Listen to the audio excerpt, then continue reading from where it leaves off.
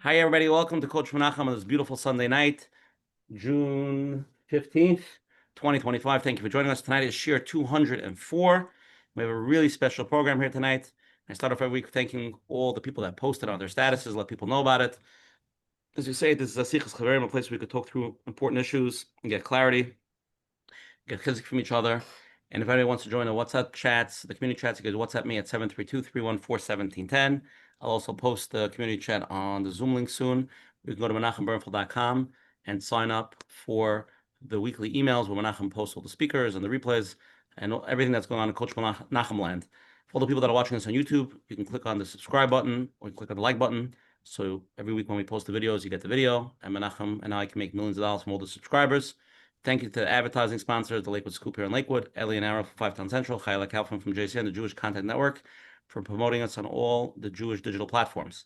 Again, for anybody who's here the first time, every Sunday night at 9 p.m. on the Zoom ID, we have different rabbanim, different topics, different tremendous things we spoke about. So we're in our 6th year, so we've covered a lot. Menachem next week, June 22nd, we have another shir. Not confirmed yet exactly the topic and the title. We're working on it. Menachem is working all week on it. So Menachem, it's going to be an amazing shir. Please join us and let people know as well. And we're going to first turn it over to Arnoich Fried for the Gematria. We have Chaim Bin-Nun and his son Doni Bin-Nun on tonight. Very special program, the covered Father's Day. Everybody should just know, until today, about 2 o'clock, I didn't put it together, but they were supposed to come out in July. Then we had a shift change. We said sometime in June. And then in the beginning of the week, we said, okay, about this Sunday. And then I'm speaking to them today, and I was like, oh, it's Father's Day. This is so perfect. I wouldn't even think we would have wrote the Father's Day, the Father's Day edition, the Father's Day episode, but it was too late. But anyway, we waited to share 234. You know why? Because the gematria is so good that we had to wait all this time, Chaim. That's the real reason. You want to know why? This is the reason. Here we go. What's the gematria? Shalom Avracha, everyone, to Zoom Shay number 234, a relationship reborn, a father and son's journey from chaos to connection. Definitely a very important component to realize to regain a connection, a father with a son, is their deep love, which is unconditionally between father and son, which leads us up to tonight's Gematria 234 equals Ahava Amuka, a deep love. Wow. I have no choice. I'm sorry. Sorry for the few year wait, but we gotta do. Okay, we're gonna start off with Coach Menachem Merfeld on this beautiful Sunday night, Father's Day. Why are we here tonight? What are we talking about? Open it up, Menachem. Yeah, thank you. Thank you very much. Welcome, everyone. Welcome to another Let's Get Real with Coach Menachem. And we're excited to have the Ben-Nuns with us tonight in Menachem to have a real honest conversation. And the topic, a relationship reborn, a father and son's journey from chaos to connection. Before Mashiach comes, it says in Pasuk, V'heshiv leiv always halbonim, v'leiv bonim al avoisam. We feel it in the air. And we daven for all the Eden and Eretz Yisrael and around the world, and we daven that Mashiach should be here soon. And we feel it, we smell it, and Hashem should help. And this is part of what we do, part of the journey. So before we start, to understand that there are many people out there who are struggling, whether it's the parents or the kids, and they feel they just don't connect. There's something missing. There's a lot of fear and a lot of, missing some clarity. And hopefully tonight we'll get a little bit more. But to understand that there are no two the same. So every child is different. Every family is different. The parents, sometimes, the father and the mother, sometimes one manages more than the other. And it could make the shalom bayis a little bit challenging. But to understand that it's a challenge. It's a challenge. And we're going to hear the story tonight. It doesn't mean that it's going to, help everyone. And you can't just copy paste, because we're talking about human beings and we're full of emotions. And this is a time that it gets challenged. And that's when, many people are not aware of the emotions. To be a teenager is a journey, very simply said. And not easy. And I would ask every parent listening, what did your teenage years look like? Going back to see how did it go when you were there? And again, everybody deals with it different, to see how you dealt with it, whether either the Rabbeim, your parents, you might have had support, maybe not, struggling more or less, but it's always important to look back. And I have this conversation with other people many times, and they're like, you know what I did when I was a bacher? I was like, who took you? Who did? Oh, not my father. Oh, uncle, a friend. Nice. So your father wouldn't, right? But you got it from somebody else. Okay, but just look at that. Now, if you would hear your son is, trying to figure things out, maybe not with you, with somebody else. So wait a second, you were also there. I don't know if my parents are listening, but when I was 16, the guy in shul gave me his car. Like my father would never do that. Oh yeah, he's a good friend. Yeah, let me drive. But when we see it in our own kids, and we see the struggle, and we're trying to figure out what's going on, are we losing him? Are we losing her? Take a deep breath. It's a journey, and you were on that journey too. The question is how to be there for them while they're on the journey. Not always easy. And that's why there's the concept of community, to understand there are others that could help. But to really take a deep breath and say, what is it that they need? What buttons are they pressing in me that I can't deal with? And it does bring up a lot of these emotional triggers and questions. So again, thank you very much for Dr. Chaim and Doni for being here and talking about real, raw conversation. And hopefully it'll give chizuk and it'll help other people out there who are struggling, who are not sure, and you can ask your questions. This is the time. And Hashem should help us all. We should connect with our Father, with Hashem, even though we're not perfect. Thank you. Thank you very much. Okay, I have a bunch of things to cover. I totally forgot. First of all, next week, June 22nd, Arnav just reminded me, we're going to have Shlomi and Fegi Steinmetz from Montreal, who lost their son Dovi in the Meron tragedy. We were discussing, dealing with deep tragedies. They're amazing people. It's a lot of chizuk. We had a big tragedy in Lakewood, and we want to really discuss these type of inyanim, and now also what's going on in Israel.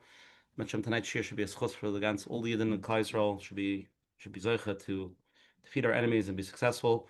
I wanted to mention another thing also. If anybody has Signal or Anthem insurance, we have a program. There's a company that can get you covered with insurance. Reach out to them. It's accesstocoverage.com, www.accesstocoverage.com. Specifically, if you have Signal or Anthem insurance. I know a lot of people are in therapy. People go to Coach Menachem, but the whole world is in therapy. But please reach out to them. And Menachem. Okay, so let's get into it. Hold on one second. Okay, so I'm going to read the title over here. Tonight's shir, covered Father's Day, is Doni and Chaim Bin-Nun, father and son, a relationship reborn, a father's and son's journey from chaos to connection. I'm going to read both of their bios, and then tonight's format's going to be a little different than normal. I'll explain in a second. First, Doni Bin-Nun, active in recovery space, mentoring, supporting, and assisting young people to reach their potential. He's a sought-after speaker who advocates for solidarity with acceptance of those facing challenges by their families and communities.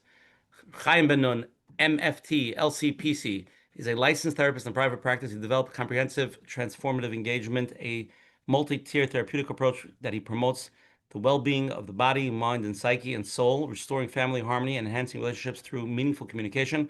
Chaim has been working with individuals and families facing challenges of our times. Hold on.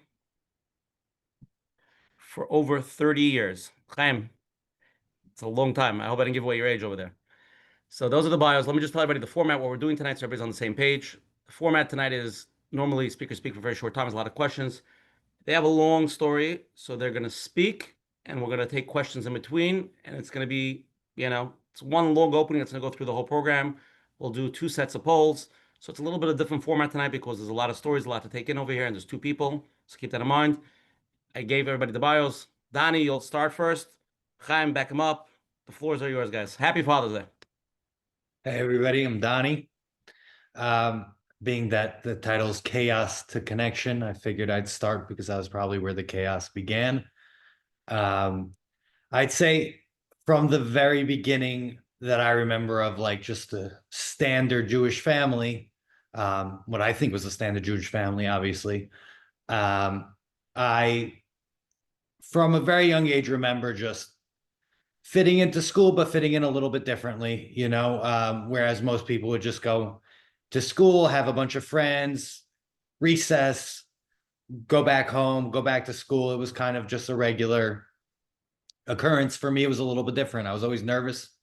I always felt like I was a little bit different and didn't fit in with most kids. And that was definitely a struggle early on. I remember specifically just trying to fit in for me meant trying to appear as someone else or something different.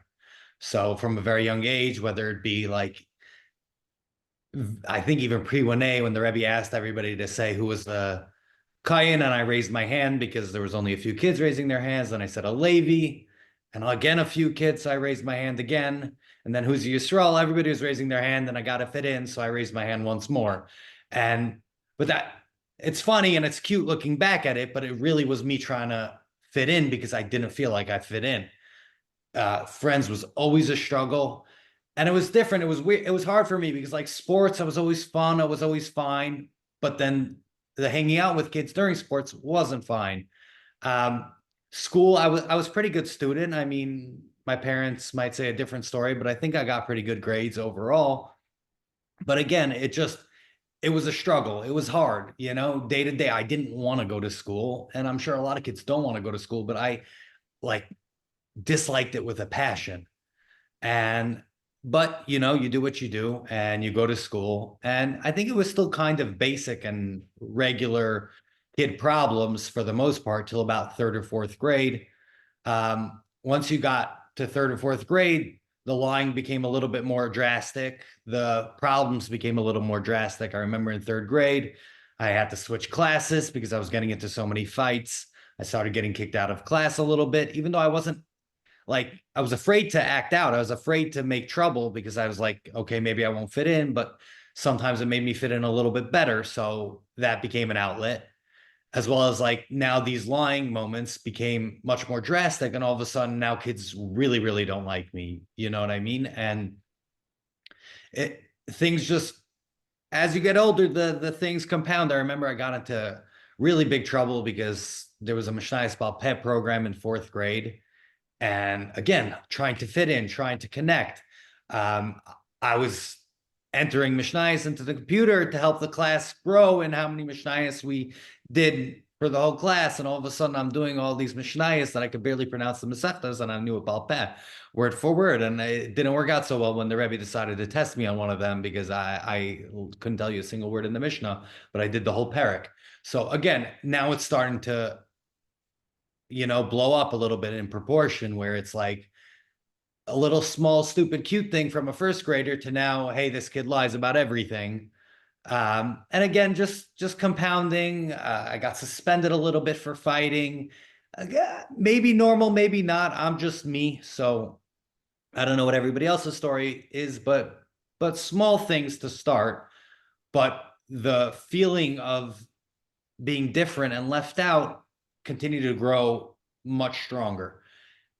Sixth grade, I'd say it really took hold, and I was done. I couldn't do school anymore. I didn't get along with anybody. I didn't really want to go. I made a lot of trouble, got kicked out a bunch, and so be it. And then I got this golden opportunity where my family was moving to Baltimore. My father got a different job. Things maybe seemed like there was almost a way out, because that's what I viewed it. Again, in my head, it was almost like, this is just me. This is my life. I wasn't looking at it as I look at it now. Wow, I was struggling. Wow, it was painful. I was looking at it almost like, this is just my life. And now there's this golden ticket out.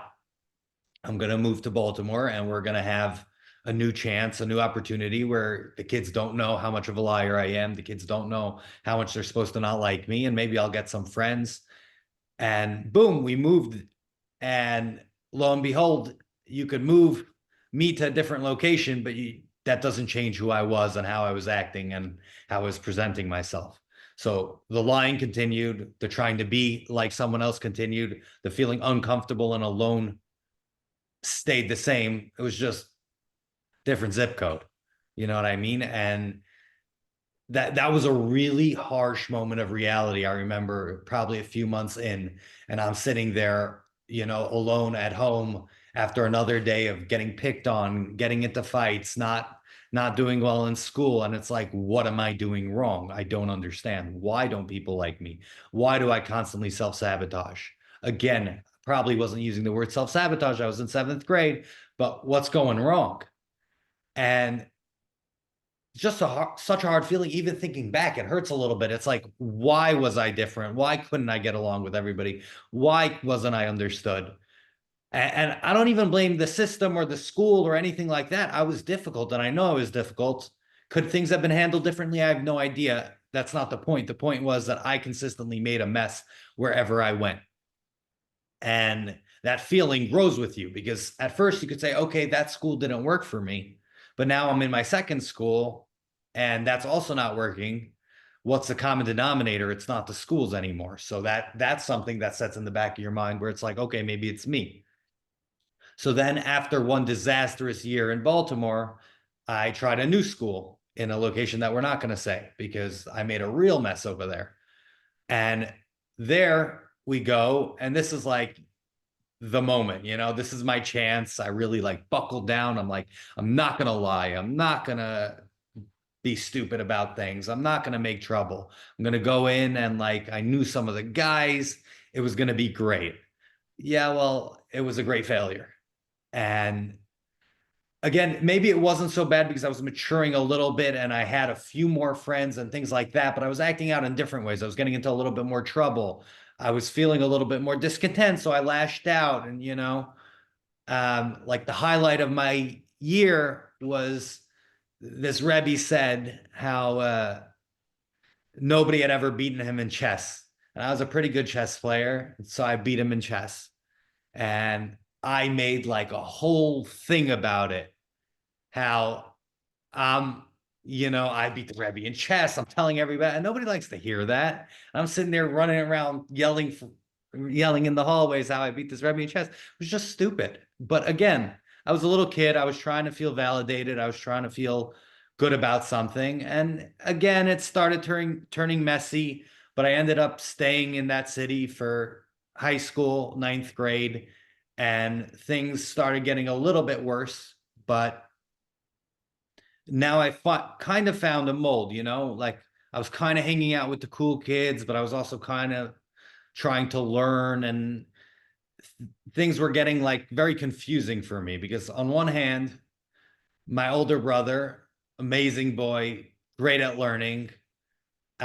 He finished us in very young age, and me being super competitive, I was like, I got to finish us a month earlier than he did, because then I'm obviously the better learner and cooler. So then people say, are you Doni's brother instead of are you Avi's brother? So that was my goal. And that didn't go as planned. I'm still going to get there, but we didn't beat him by the timeline. But so you have this kid, just to put it in perspective, who's really uncomfortable, doesn't have a lot of friends, isn't getting along with people. And he's trying to finish Shas by 10th grade while also hanging out with the cool kids. And it just wasn't working. And it was a very confusing time for me, because on one hand, I remember waking up with my father.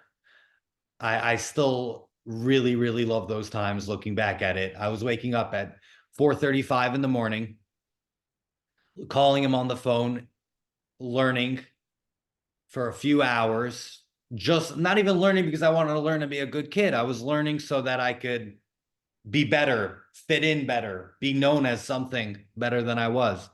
And then I would go to Shafris, sheer, more learning.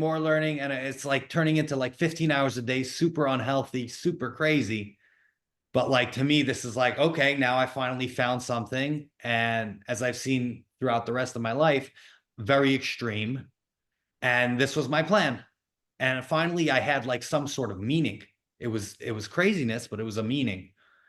And at a certain point, obviously, it stopped working. 4:30 to 11:30 learning with an hour break to play some football isn't going to work for a 9th grader.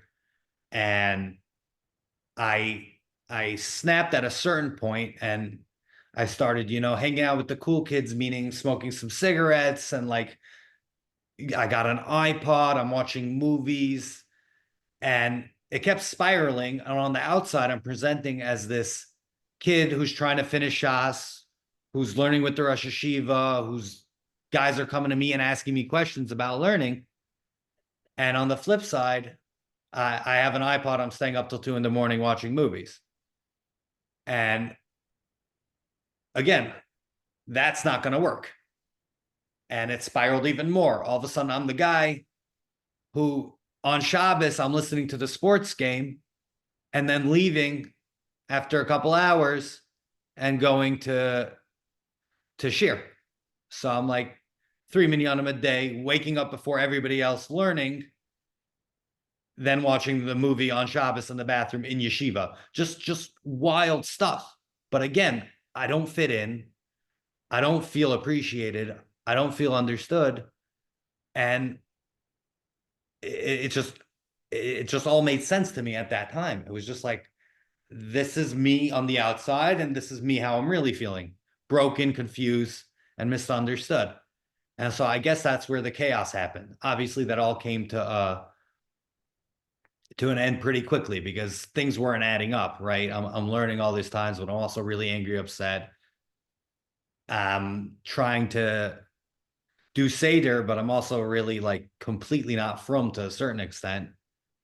And I'm trying to also present as the best kid in yeshiva. So 2 + 2 was not equaling 3 in this scenario. And then it spiraled a little bit more because they found out I have an iPod. So now I'm in trouble with yeshiva. They take the iPod, and now I'm so addicted. I'm so into this mindset of like, I need this because it was an escape for me. And escape from all the craziness of trying to be better than I was, trying to achieve more than it was actually possible. And so what that equaled was I broke into the Rosh Yeshiva's office, the kid who's learning 12 hours a day, the kid who's davening 3 minyanim a day, the kid who's trying to finish Shas, breaks into the Rosh Yeshiva's office, steals the iPod back. And obviously, when it got caught, I got kicked out in a way where, looking back, again, this is something that I've talked about a lot in my life and thought about a lot. I was kicked out not very nicely. A kid who was hurting, a kid who wasn't feeling understood, a kid who was in pain. And I got kicked out by the person who I was learning with in a brutal way. And it's like,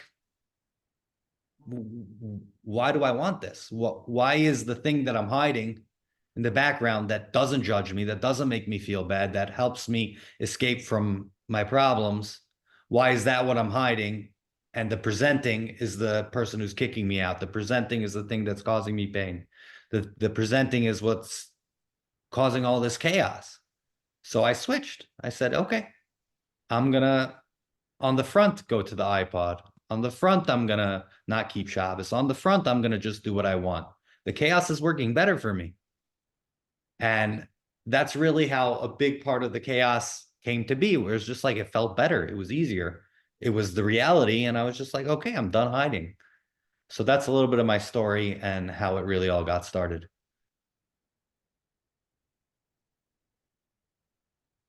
Okay, let's take a little poll for now.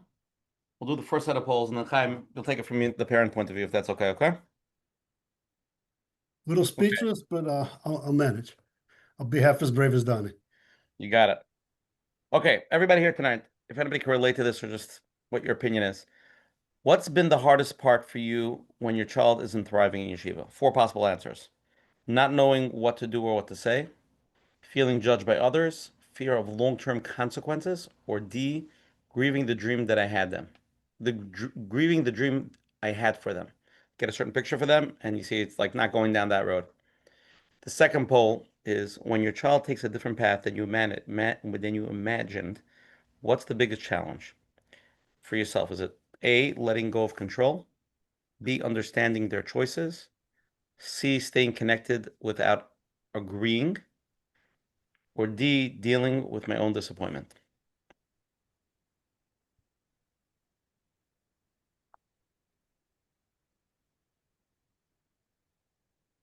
Okay, 5 more seconds.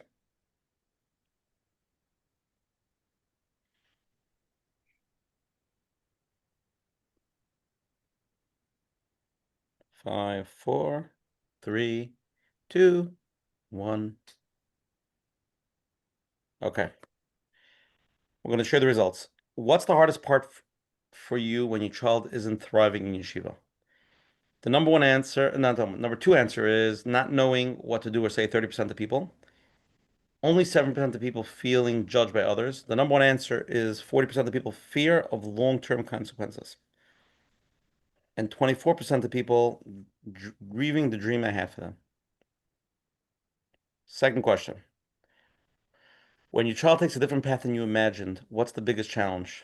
27% of people letting go of control, 13% understanding their choices. The number one answer, again, 40%, staying connected without agreeing. So you see your child's going down the road, you don't agree with the decisions, but you still want to keep that connection. 90% dealing with my own disappointment. Chaim, what's your opinion on the polls? I think it's a sort of all of the above for all of them. It's just which one's more salient for the individual, and it probably also depends what, if anything, those respondents experienced. But it also depends on how aggressive or varied that change or that new phenomenon is impacting the child and the parents. If it's a kid who had a big yarmulke and he changed it to a small yarmulke, that's one thing. If it's a kid who's not keeping Torah mitzvahs, it's probably another one. If he's engaging in illicit, illegal, or destructive behaviors, then it's going to be a different answer depending on what's going on the ground at that moment. Okay, so Chaim, let's go to your part side of the story. We heard Doni's struggles in yeshivas and how it played out in the beginning part. So now you take it from the parent point of view.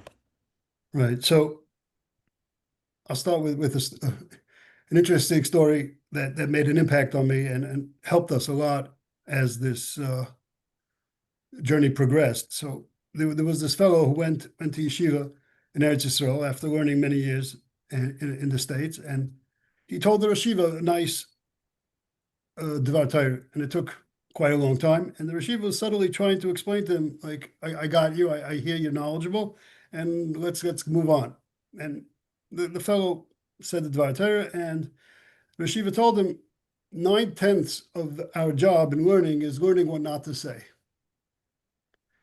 And fast forward 10 years, this person stayed in this yeshiva, in this world famous ma'aser, and he got a shtel in America, and he's going to say goodbye to the Rosh Yeshiva. And the Rosh Yeshiva said, "No, how did you like the learning here?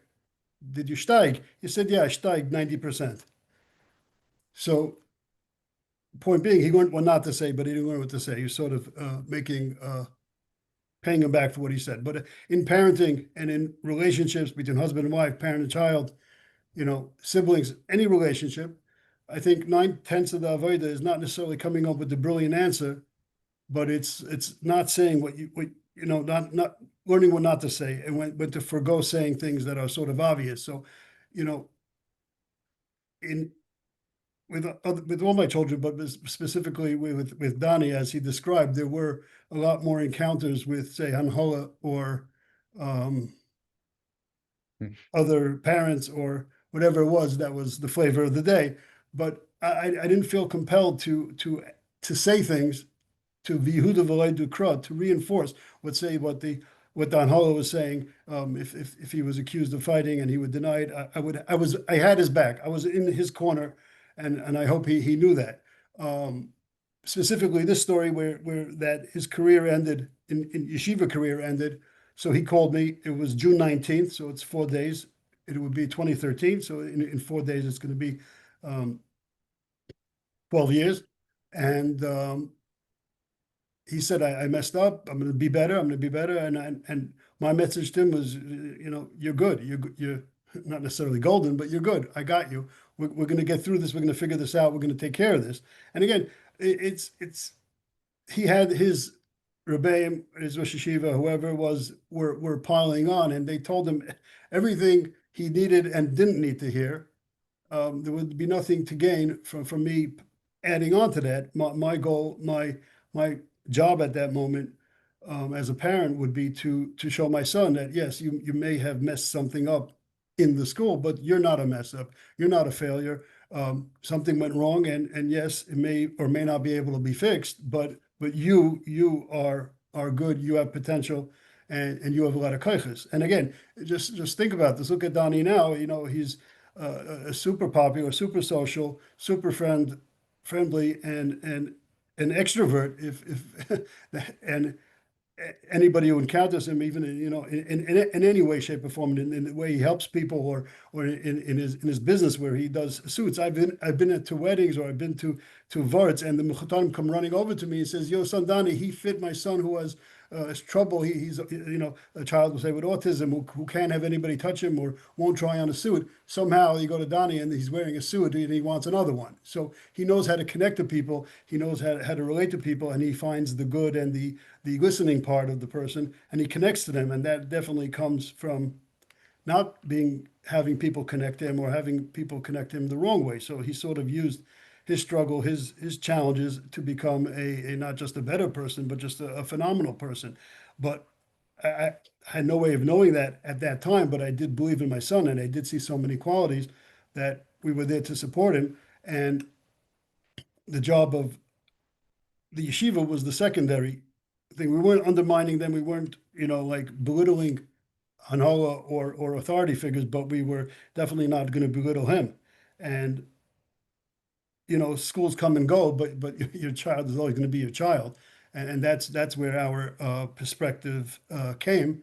And yeah, that got tested as the next phase of this journey began. But that was the strongest point. It was not saying, well, how could you, or what were you thinking, or again, these things were not going to help anybody, and piling on is unnecessary roughness, which is totally counterproductive. And then the child feels, and again, I didn't know all this, and it's heartbreaking to hear, although I've heard parts of that before. It's heartbreaking to hear that your child was suffering and going through all that. And again, it's not an excuse for anything. He's not giving it as an excuse. He's telling you what happened, it going back to the past. And we have no way of knowing what's going through our children, and therefore it behooves us to be there for them in a very strong and esteem building manner. So but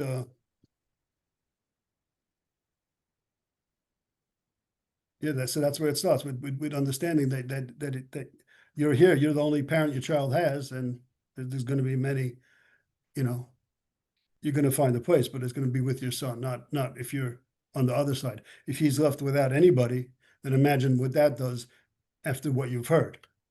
Then the child has nobody, and then everything becomes so much worse. And what's the benefit of that for anybody? Let's start off with the first question, okay? Somebody sent in. You ready? You can take from both angles. Whoever wants to go first, go first. My son is struggling in the mainstream yeshiva, and I don't understand how the school system could simply just throw him out and destroy his life like that, just because they don't know how to deal with his behavior. Doni, you want to take this one? I'll leave it to the professional, but I'll give some thoughts after my dad. I'm curious to hear what he says.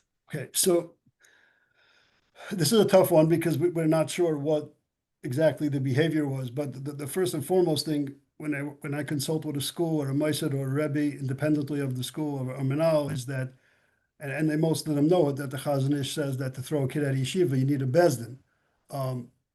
In Doni's case, the reason why that there were other reasons, and that's like dangerous when it's being done from personal or from a reputation base. If somebody's endangering other people, that's one aspect that makes it a little okay, understandable. But when it's just that they don't like things he says or does that are just beinei levin atzmai, or a little bit of a disruption, you can't sort of throw a kid out and sort of endanger his whole future. But as far as the parents sometimes do not control that, when in our case, we did advocate, we did try to get others involved, but it just didn't work.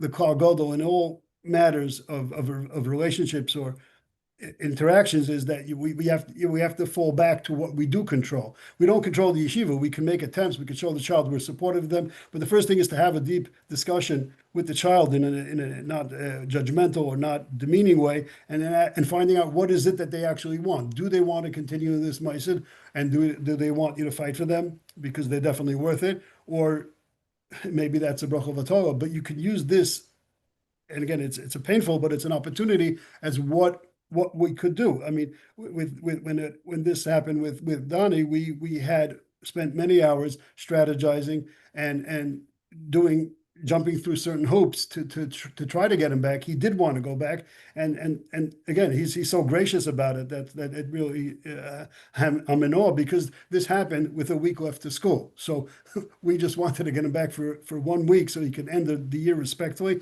and then we'll figure it out from there whether or not they take him back or if he wants someplace else. But we have to. It behooves us to learn how to take negative opportunities and turn them into positive opportunities, that we are supporting the child, we are advocating for them, we want to know how they want to proceed as well, and then we can go on a roadmap. But just because it's there's something that's out of our control doesn't mean that we do not control how we accept or how we deal with the problem, and that would be the only thing. It may not be fair, but if we can't get an askan or a rav involved who is going to help, but at least we show the child that we're there with them, and we're strategizing with them, and it's a moment of connection under adversity, which can make a difference. And that's sometimes when life gives you lemons, you make lemonade, and sometimes you got to drink a lot of lemonade in this parsha, but it could be used as a positive opportunity, and not to get stuck on what are they doing to us. It's what can I do in this situation.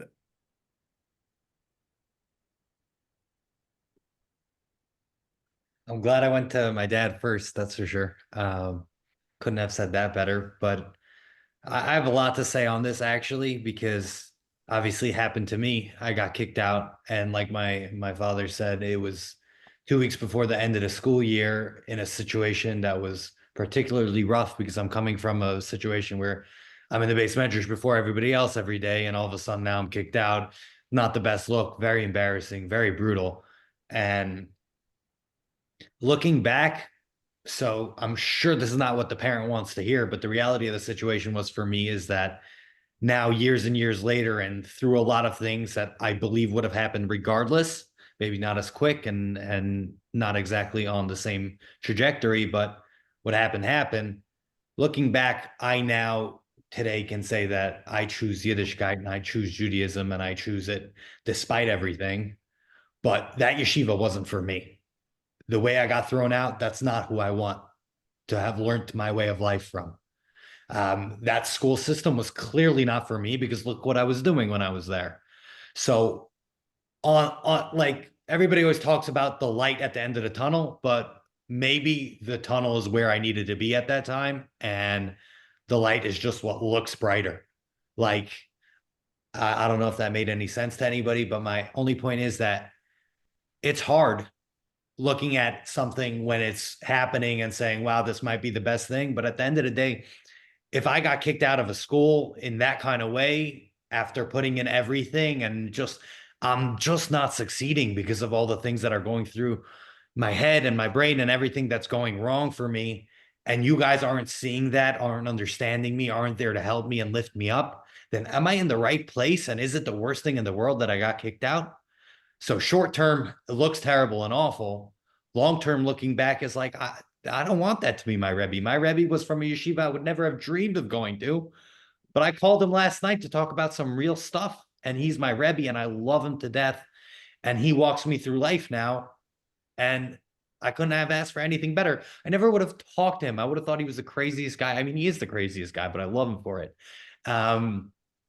But at the same time, I never would have talked to him if not for this. So like, it looks really scary at the end, but how many kids, I can't tell you, that I know for a fact, like even just, I sell clothing, even just marking pants or getting somebody a suit, how many kids tell me how miserable they are in yeshiva? I don't know why they're telling me right then, but it's just what happens. I don't know. There's something about getting somebody a suit that tells you, hey, my yeshiva stinks, but they're afraid to tell their parents. I know I probably couldn't have told my parents that I was in the bathroom breaking Shabbos. I couldn't tell them how much I was struggling.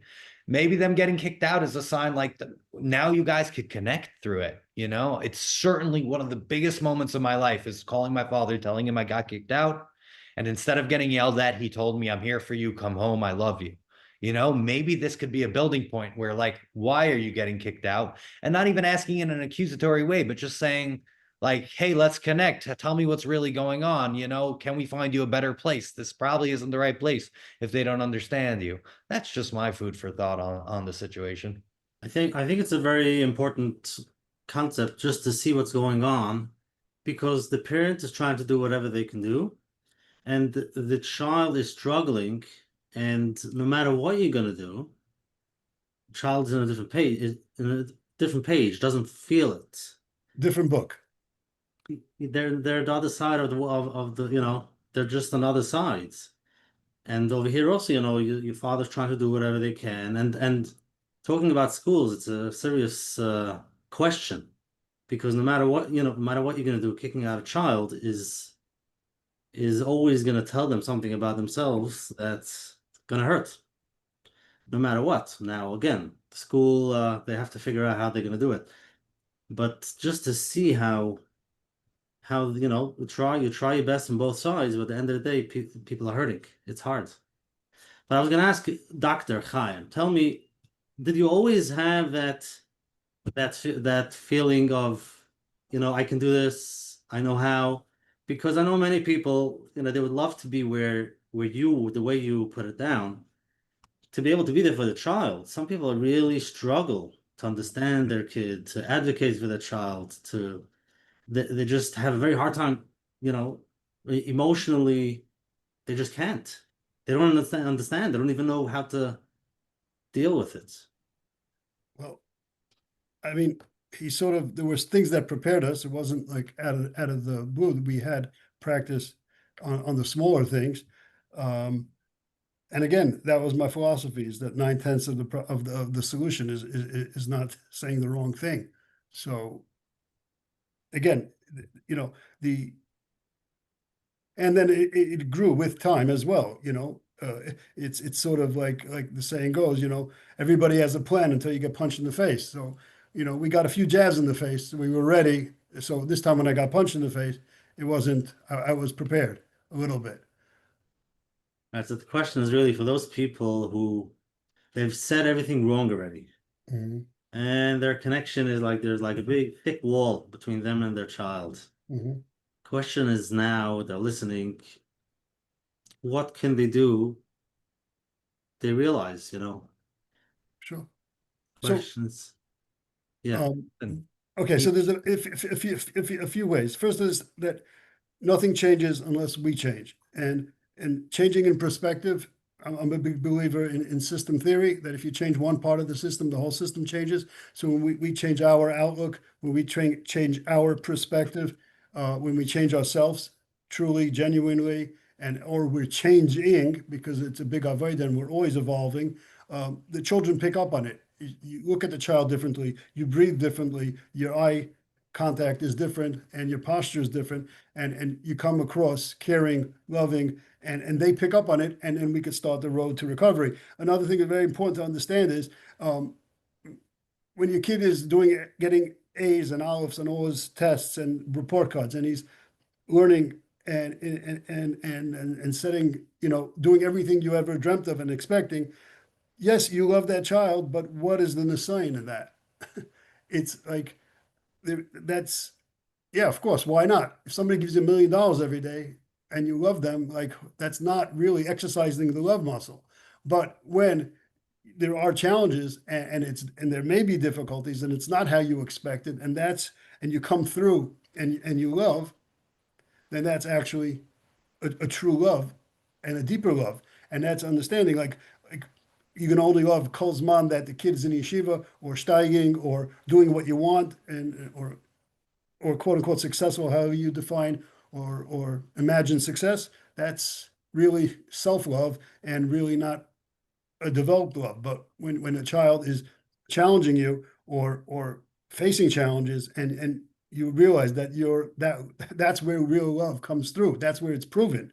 Doesn't mean you can ask children to make trouble so you can prove that you love them, but they could sense from the one that your love is there regardless, no matter what. This is your child, and it's not because of their accolades, but it's because of they're yours and a part of you, and always will be. I just want to ask Doni, looking back, the question is, your father is trying to do whatever you can. Your feeling, was it that they understood you? Or in general, did you feel anybody out there was able to understand you? And what could you tell the boys out there that are struggling and their parents are trying? They might not feel it. Doni, open up the oilam to the world of being Loaded, a struggling loaded kid question. and what that life looks like and what it's all about. Okay, so mine was definitely like, I hope parents don't take this as this is definitely what their kids are doing, because I'm gonna have a lot of scared people after this show, to be honest with you. But first of all, like, did I feel understood? No, because I was hiding, which, going back, if there was one thing I could have done that I would really change constantly when I'm talking in the recovery world or to parents or to whatever circumstance where these kind of things are coming up. I get asked that question. And when I really think about it, what's something that I would have changed if I could go back and do it differently? It was to open up sooner, because I was always so afraid and so frightened as what my parents would think, and what would they say, or what would they do? How would they react if I shared them what's really going on, what I'm really doing, how I'm breaking Shabbos, how, I'm doing not the best things for Judaism, I'm practically not from. What are they going to do? What are they going to say? How are they going to react? When the reality of the situation is, I probably could have stopped a whole lot of bad life experiences from, maybe I wouldn't have stopped them from happening, but I could have gone into it with a sense of connection as opposed to being all alone. They didn't freak out when it did come out.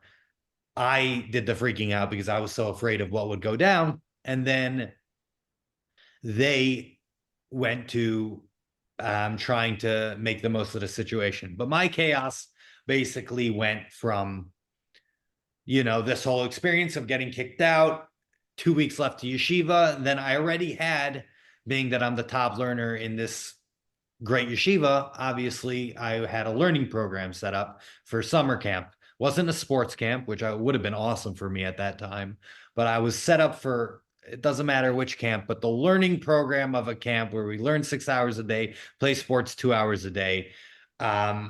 Let's just say that wasn't the best fit looking back. And so I go straight from this whole experience, my life's completely uprooted already. And now, boom, let's go learn 6 hours a day and go to Minyanim. And like, I'm just a flying wreck at this point. I'm fighting with kids. I'm playing sports in all the other leagues, which again, it's not so bad, but I was just making a mess of it. That only lasted a couple of weeks. And I come back. I don't think I got kicked out. I mean, maybe my parents. Let me tell you something you may not know, Doni. Yeah. So just to contrast, the tale of two cities, right? This camp, there was a camp director who called us up like the second day of camp. And the funny thing is, you also don't know, Doni, is Rabbi Belsky, he thought it was Avi who was in trouble, not you. And he called Avi in, and he says, what are you doing? You're fighting, you're smoking, like, what's going on? You're on the other campground, like, what's going on? And Avi said, it's not me. And how great is it as a parent to know that the one time my older brother got in trouble was because they thought he was me? Go figure. It actually checked out. But he called us and he told us that this is not going to last. We explained to him that there was stuff going on. He's going through something. That much we know. We didn't know everything. Like, if I would have known everything, I should have never attempted him to go back to that yeshiva. We waited online to speak to a certain Rav that they told us has to meet Doni and assess him and get back to them. And he did. And he said he could go back, and they still didn't take him back. I never should have put him through that if I would have known this. But this took years of development, of getting close to him, of him trusting me enough to being able to tell me anything and everything. But at that point, I did not know all that heartbreaking stuff that he just shared with, the whole wide world. But then he wasn't in that place. He was, after all, I couldn't have shared that stuff. Yeah. I didn't know it about myself. I didn't know it that I was able to share it. It's very complicated. Like looking back, there's so much I didn't really know that thank God I have the ability nowadays to be able to look back and see, wow, this makes sense why I was acting the way I was acting. I'm not crazy. I was saying that's why it's so important to when you're talking to the struggling teens, you can't just tell them just open up because they don't know what's going on. So in a smart way, how do you tell those teens that are struggling and trying to figure out who they don't even know what's going on, that they should get the support that they need? How do you tell it to them? Connection. The title of this podcast, connection. Chaos to connection. Listen, exactly. I would talk to my dad about things. I guarantee you, I mean, he'll still tell me today that he cares about them, but he didn't care. And could talk for forever. I love UFC, Doni. Exactly. He doesn't like UFC. I know it. He's saying important. It's important to hear it for those who are going through now to understand, no matter what you're doing, understand that they need the connection. They need that. And you got to connect on whatever connecting there is. It's not going to be over a rashba for some kids. Right, like trying to connect with me over maybe brachas, because I really like Mesechtas brachas. But aside from that, there wasn't going to be a connection over something that was valuable to my father or valuable to the typical Jewish family. It was going to be connecting at what I was interested at that time, because that's what made me feel safe and me feel okay and understood. And once I'm in a place of understood, I would guess, I don't really remember through the haze of what I'll tell you about soon, I'm sure, is that the connection happened on the connection happened where I was comfortable. And I'm sure I told my father a lot of things during times where we were doing what I wanted to do at that time. And it's not about me. It's about there was no me. There was no being understood. There was no connection. I was alone always. And now all of a sudden, somebody's seeing me for what I wanted. Whether or not it's what I really wanted, I felt understood and felt like my needs and wants were being understood. And so I was able to say, hey, like, this is why I feel this way and whatnot. I know I was at a Kesher Nafshi event, and a parent was telling me that, and again, I'm not a professional, but I just know for me, I shared this many times, that a parent was telling me that how can she connect to her son? All he likes to do is smoke weed and play Call of Duty. And so I told her, I don't recommend smoking weed with your son. But at the same time, Call of Duty isn't that bad. I'm sure. I'm not a big gamer, but I'm sure it's not that bad. Millions of people love playing it. She was flabbergasted. What are you talking about? And I was like, listen, just try it. Nothing else is working. I'm telling you, it can't be that bad. And a couple of years later, she came over to me. She's like, I just want to let you know, we actually had some really good talks playing Call of Duty. And sometimes I play Call of Duty on my own nowadays. I thought that was hilarious, but the fact of the matter is I wanted to watch UFC and football and movies. And so my dad watched football and UFC and movies with me. And I'm not supposed to. No, I'm kidding. He had a Gemara in the corner while I was watching UFC. And the fact of the matter is I felt open and able to talk about things much more at that point. But the chaos started looking a little bit different for me because it progressed, right? So I get kicked out of this camp or left this camp, whatever you want to say. But now I'm in like cycle number 5 of not being accepted, not being understood, getting kicked out, and people don't like me. And I think I just got to a point where self-destructive was a different level. Now it was very obvious that I wasn't really so from. It was very obvious that I didn't really care about the normal things in school and all these kind of things, and I didn't want to go back. So I made myself impossible to take. I would say it started with no Shabbos and no yarmulke.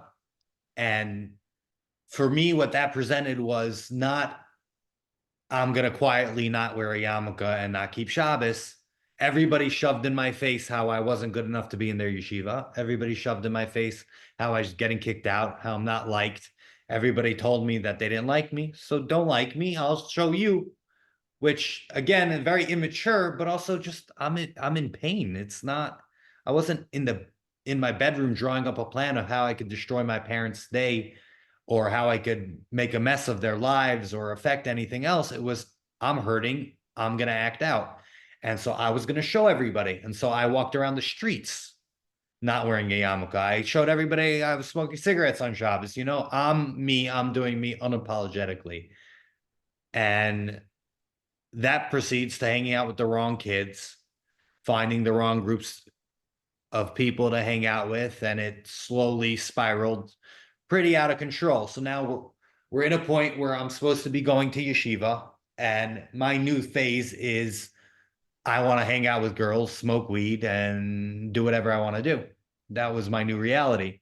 So I'm getting interviewed for schools, and we were trying to get me into like a decent place, something that was going to like either further my education, because I'm going from a place where I don't need to do English in 9th grade because I'm going to be a Rosh Yeshiva, to which school is going to let me hang out with girls and smoke weed. That wasn't a huge amount of schools. I don't know why, but there just wasn't so many options, especially in the interview. I'm like, okay, Rabbi, what's the deal with these kind of things? And most of them said, not going to be okay. And I was like, well, I'm not interested. And that's really how it went until I found a school that was able and willing to take me as it was. And that was Avos Chaim, now Lev Shlomo then. And honestly, it turned out to be great for me long term. Short term, it was chaos. But I met my Rebbe. I met some of my best friends in the world. And I continued on this chaos journey of finally having a place. And it's so unfortunate looking back at it now and actually like thinking about it and saying, wow, that the only place as a teenager, as a used to be from kid, as a kid who like had a regular normal family and upbringing, all of a sudden that the one place I felt understood and cared for and that they were willing to give me a chance was a place where I didn't have to keep Shabbos, a place where everybody was hanging out with girls and doing drugs. And I'm doing drugs, and now I feel understood. Now I feel accepted. And it's sad. It's chaval. It really is that was where I had to go. Whether it's the system is broken, I don't think so. Was I broken? Yes. Was it my fault? No. And but that was my new chaos. My new normal was I was high all the time. I was able to, this was the new Doni. And looking back, it was harmful, but it was also the first time where I felt that I could be understood. And I'll tell you the thing that really I always knew. I'll tell you an interesting conversation I had. I was definitely drunk and definitely high. I was probably 16 years old on a Shabbos. And I was talking to my Rebbe, who met me at my level. So kol hakavod to him. He met me at my level. He's sitting there. I'm completely gone. And I'm crying to him because I remember that there's a Gemara that says that if you do an Aveira and you know you're going to do tshuva for it later, then you can never do tshuva if you're going to do it knowing that. And I was like, Rebbe, I don't know what to do because I know I want to be from. I know I believe in Hashem. I know that Judaism is real, but I'm in so much pain and I hate what Judaism has done to me so far. And I hate what has happened in my life. And it's not my fault, but I want to be a good person, but I'm not there yet. But I'm never going to be able to do tshuva. And he just held me and he was able to be there for me and he was able to hear me. But the reality was there was pain, there was suffering. It hurt. And I wanted to be good, but I wasn't there yet.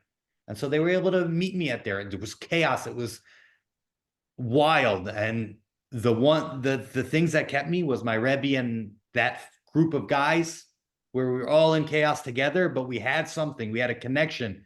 We were Jews. We loved each other. We weren't from, but we loved each other, and we had that connection, which was something that I was missing my whole life.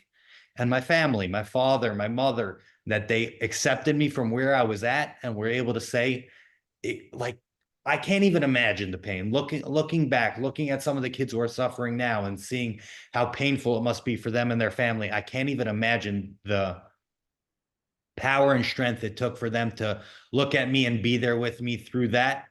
But they loved me. They told me so every day. They were proud of me. I looked like a bum, and my dad walked with me down the street as if I was the son of his that finished Shas in 10th grade. And he meant it, and I saw that. And I always knew, that's how I was able to have that conversation with my Rebbe. I always knew that I was going to come back, because I was like, I have to make him proud. The same way he's proud of me now, I want to give him something to really be proud of me for. So if you want to know what's going to do it, for me, that's what did it. The connection. Let me just go to the live question. Okay, you're on. Hi. Yeah. Okay, here's a parent's perspective. I have a son who about 10 years ago in high school had a hard time. He did always stay from, but he had it very rough. Yeah, he ended up smoking and getting kicked out of camp and different things. And I really didn't know how to handle it. Eventually, I went to a mask meeting and I kind of learned some of these techniques. Like, and we, Baruch Hashem, now we get along well. He, Baruch Hashem, just got married. But like, should I ever go revisit and kind of like make up even better? Like, I feel like sometimes we just like the elephants in the room and we don't talk about it. We just keep going. That's for me or for To Doni? a point. Chaim, it's for you. Oh, okay, so I would say if you feel the elephant's in the room, you should definitely give them something to drink. Again, it would take a time. I would say I wouldn't start with that point of the conversation. I would start a conversation and at some point say, you know, all those years of struggle, I don't know if I was there for you. And I just want to give you opportunity to discuss that. I want to know if there's a residual for you, or because, you know, I'm here and sometimes we bury things and it may not be, you know, the healthiest thing. And, you know, nothing stays buried forever. So if there's things that need to be done, let's have an honest and frank conversation when it suits you. It shouldn't be pressured, like, okay, you know, because I'm feeling guilty, therefore you got to talk about something that you don't want to talk. And again, sometimes there's some things, depending on what happened, that may let sleeping dogs lie, but they could, it's a much more comprehensive or complete or healthier sleeping if the opportunity was brought forward and saying, hey, you know, I could have done better. And I want to let you know that I feel badly for that. And if there's things you want to share with me now, and I'm ready, willing, and able to listen at the time of your choosing when you're ready for that as well. Right.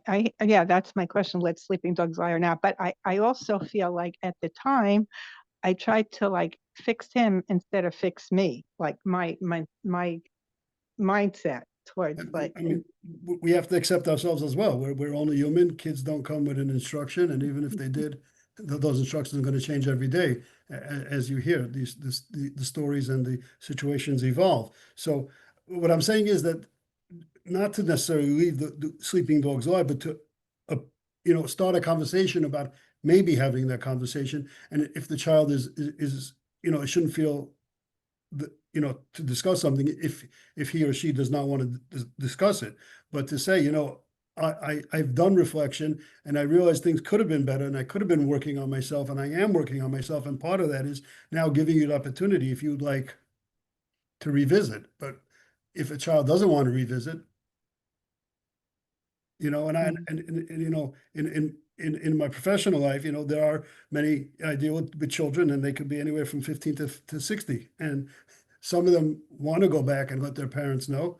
And many just want, you know, if the parents didn't come to this new hakara of the child's suffering as opposed to just trying to be disruptive or quote unquote that they're sad, they're not bad, and they just want them to accept that reality and move on, not revisit. But that would depend on the child and the situation. So I'm saying give the opportunity to revisit, and if the child is good to go, then let it lie. But if they want to discuss it, then yeah, that takes some courage, and it's kedai.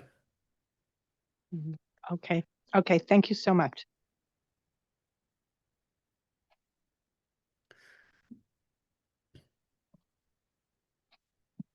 Menachem, do you want to continue?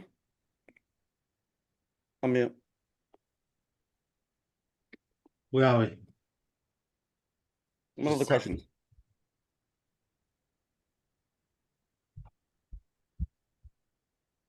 I mean, I could add to some of the story and some more, in as far as, for example, as we were not aware that Shabbos was an issue, but the first time that we did become aware, it was sort of like interesting. Doni was sort of, clinically you would say self-sabotaging, but no, it was sort of like announcing himself in a not so subtle way. My wife walked in and he was on a device that he somehow magically procured, and he was watching a movie on Shabbos, and that was a new thing in our home. And to her credit, it probably was Tisha B'Av in her heart, but again, because the death of the dream is hammered in. Getting thrown out of yeshiva, okay, it happens a lot, and that's not necessarily a new reality, but that sort of solidified. We didn't know that there's many other realities that could come about. And Chil Shabbos, as horrible and as much as we don't want it, that's the least of our problems eventually. But she didn't say a word, and he told her, "Let Abba come in later and wake me up for mincha." and I came in and it was, I don't know if it was the same movie, but it was the same device. And it was the 9/10. I didn't say a word. I closed the door and we moved on. And then at another time, later on, there was a very difficult moment. A lot of very raw and painful emotions came out, and it was even a matzav sakana. And I was able to point to that time and say,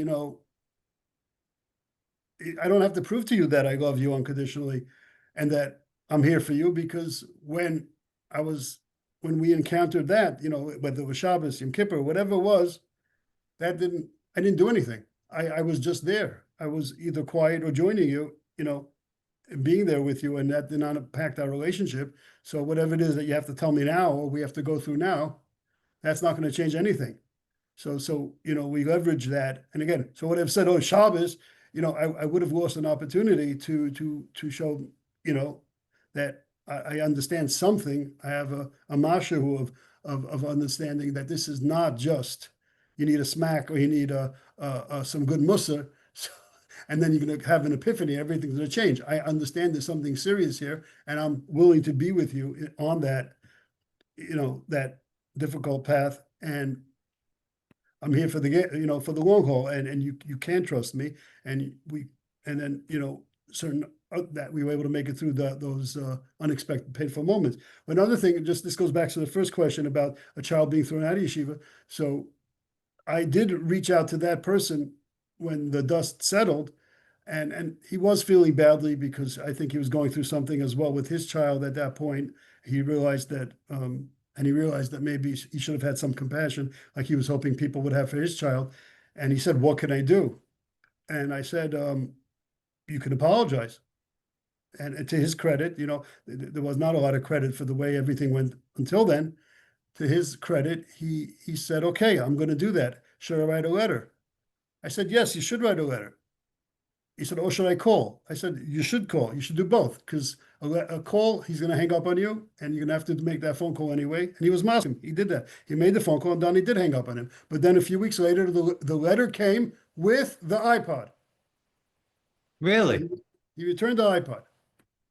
Yeah. And again, that was somewhat of a, again, making lemonade out of those lemons, that able to give him some measure of something. But It wasn't to change things. It was just because that he was owed an apology because it wasn't right how it went down. Okay, somebody sent in this interesting question. I want to jump onto it if that's okay.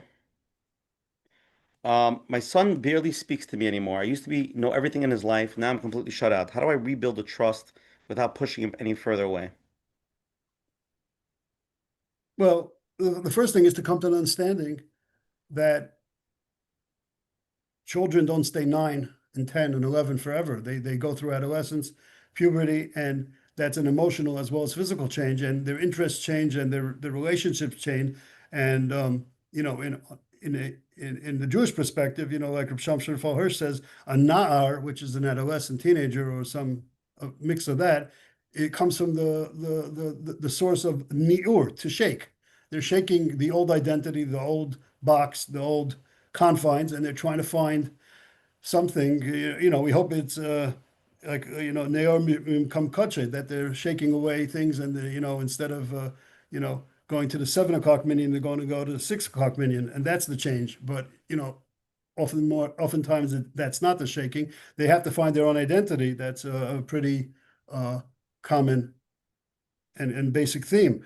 And also there's an attachment perspective where the primary attachment figures in most children's life is their primary caregivers, which is usually the parents. But as they reach adolescence, the attachment figures become their peers in many cases. And sometimes the peers take over and sometimes they coincide. But we have to understand that it's not personal. It's not that we've done something necessarily. Sometimes we do, but not necessarily. It's that they're changing and we have to give them some room to change. And if we listen, they will talk.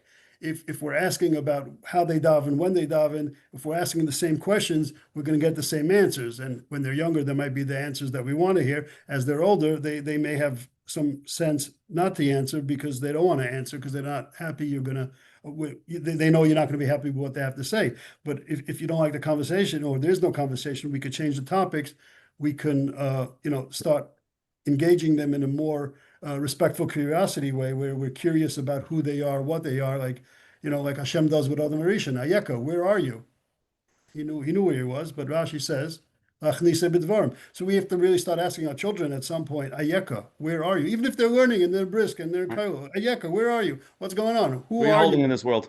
Yeah, where are you holding? And Yeah. ask that, and it's sort of, you're a mesechta, Baba Basra, right? Teach me who you are. I am interested in learning who you are. I want to discover you. I'm not going to project who I am and what I wanted and the picture with the hat and the jacket and the wedding and the this and the that and the, you know, the Rolodex of yeshivas. That I want to know who you are, where you are, and what's giving you, what's making you tick, what excites you, what makes you want to wake up in the morning.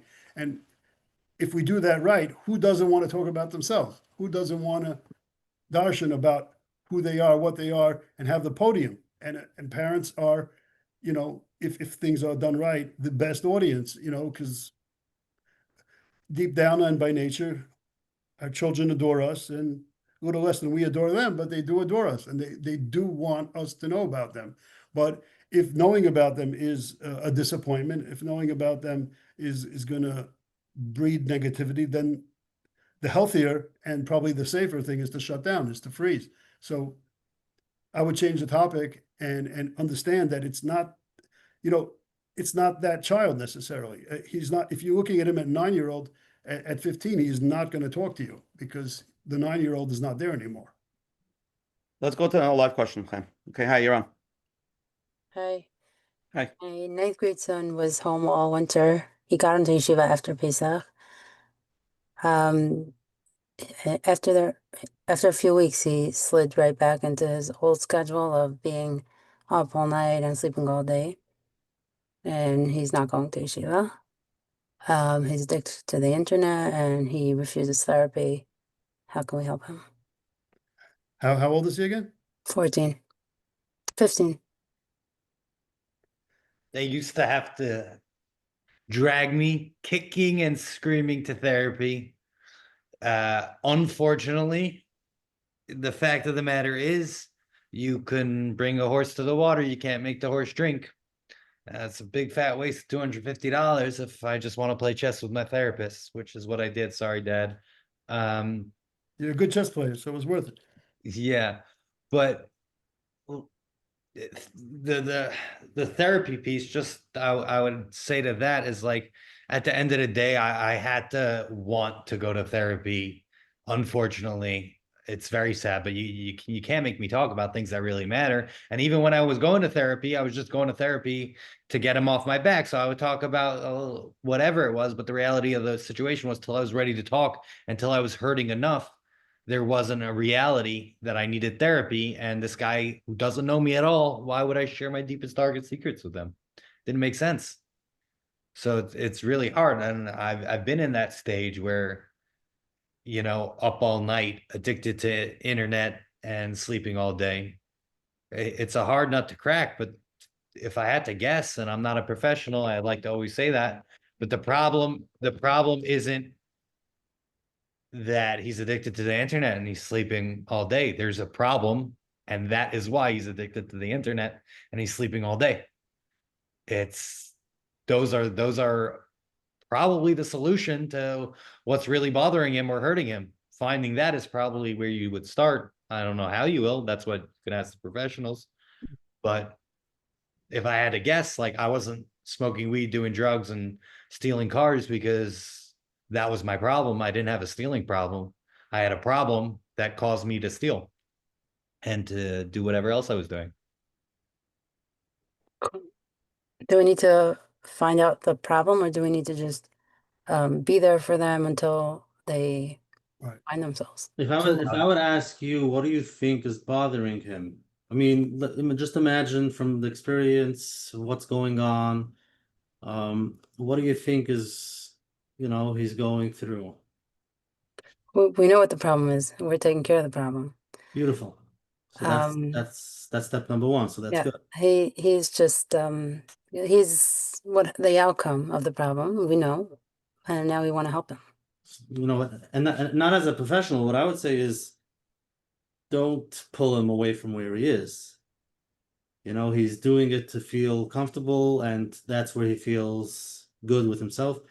It's just, how could you find those little spaces or ideas that you can be in his world? How can you get into his world? It's maybe being around when he's around in the kitchen. It's maybe being, spending a little bit of time here and there, or giving him. It's just not trying to pull him out from where he is. It's really you going there. So I'm actually very close with him, and he shares his whole life and deepest, darkest secrets with me, but I'm the mother. Does he feel accepted of, what he's doing? With me, yeah, but not with the He can person he share. wants. Right. It's easier for a mother sometimes. So I would ask you, how are you doing it? How do you manage to be able to just listen to him while you're thinking, it's not good for him. You just stay quiet.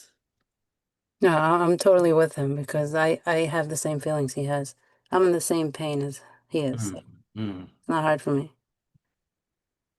Okay, so maybe you can getting the help that you need for yourself, and then share it. Don't, maybe you go to a therapist, see what comes up, how you can help yourself in the situation, and then maybe share tidbits of the same idea. Yeah. Good for you. But I find is we want to be able to give them the solution right away. We want, okay, this is the, take this pill, do this. My question is, he is in yeshiva now, and he's self-sabotaging. He's killing it for himself, and he doesn't want to. He wants the yeshiva, but he can't do it. Is he self-sabotaging? I'm Or saying, does he himself feel okay? Self-medicating. right. He's torn because he wants both.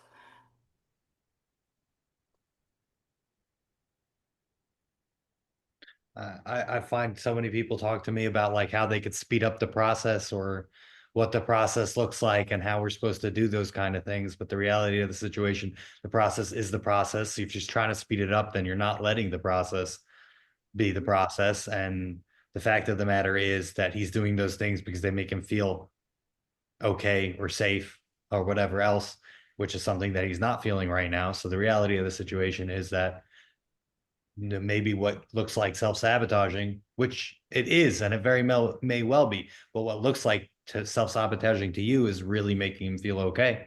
And sometimes that's what they need for a little bit. It's part of the process. Can't rush it. Yeah, I'll just tell you, if my parents were concerned about me not going to yeshiva, that wouldn't have gone very well for them. I'll tell you that much. Like, yeshiva wasn't even the, it was stop stealing cars or stop doing drugs. And the reality is that that was where I was at. And that's definitely self-sabotaging. But I was just in pain. And especially the drugs factor was me trying to self-medicate and feel better and to feel okay. And it's not okay. And I wouldn't recommend it to anybody or any of those things like that. But at the end of the day, it wasn't my problem. It was my solution. I had to get past the solution by fixing those problems. So going to bed all day and being addicted to the internet, it's a problem, and hopefully it works out. But at the same time, that is part of the thing and the process from what I've seen. Thanks. That was helpful. I would just add small steps and asking him. It's like, let him say what he wants instead of telling him. It's like very small steps. What, when he does open up to you, like, so, yeah, it's hard. So, what should we do? And then let him mention something, an idea, small steps. Because it doesn't go overnight. Okay, let's go to another live question, okay? Shlomi. Yeah, hi. Hi. Hello? Yes. Hi. First of all, we missed you guys, Shabbos. Yes. For the Keshanashi, I'm not sure we missed you. And the Bin-Nuns, the father and son, it was an awesome Shabbos, and we missed you. I have a question, but based on what you said right now, so basically, if my child is in a situation where he's kind of self-sabotaging, he wants to rush the process, and so yada, yada, yada. So basically what you're telling me, I should imagine as if I were trying to stop him from stealing cars and doing drugs, but really I'm telling him don't do this and don't do that. For an example, he's wearing weird clothing and stuff. He's still in the Hasidic system, but I should kind of imagine the worst and then say, oh, thank God it's only this, it's only that. Is this a question for me? Whoever wants to answer it. I mean, I like, what's your name? Doni, I like your answers better than your father. No offense, but you're answering it from the child point of view. But hats off for your father also. Don't worry. Yeah, don't worry. I don't think there's a way you can compliment somebody's child and expect the father to be upset about it. If I had to guess, but that's coming from the son's perspective as well. So I've never seen a father more proud of his son than your father. So yeah, you never seen a son more proud of their father either. Right. Yeah, so no, I'm not saying thank the gods that he's not stealing cars or doing drugs, although definitely you should be thankful that he's not stealing cars and doing drugs. I mean, I would think you should be thankful always about that, although hopefully you never have to think about that. But what I am saying is that the process is meeting them at where they are, wherever that is, meeting them at where they are. So in other words, if they're struggling with weird clothing, then that's where they are. If they're struggling with drugs, then that's where they are. If they're struggling with just not getting great grades in school, then that's where they are. But the point is that wherever they are, just accepting and being there for them at that moment is what helped me, right? So I happen to have been the very bad extreme of like, I was completely off the rails. Yet even completely off the rails, trying to get me back on the rails wasn't the correct path. It wouldn't have worked.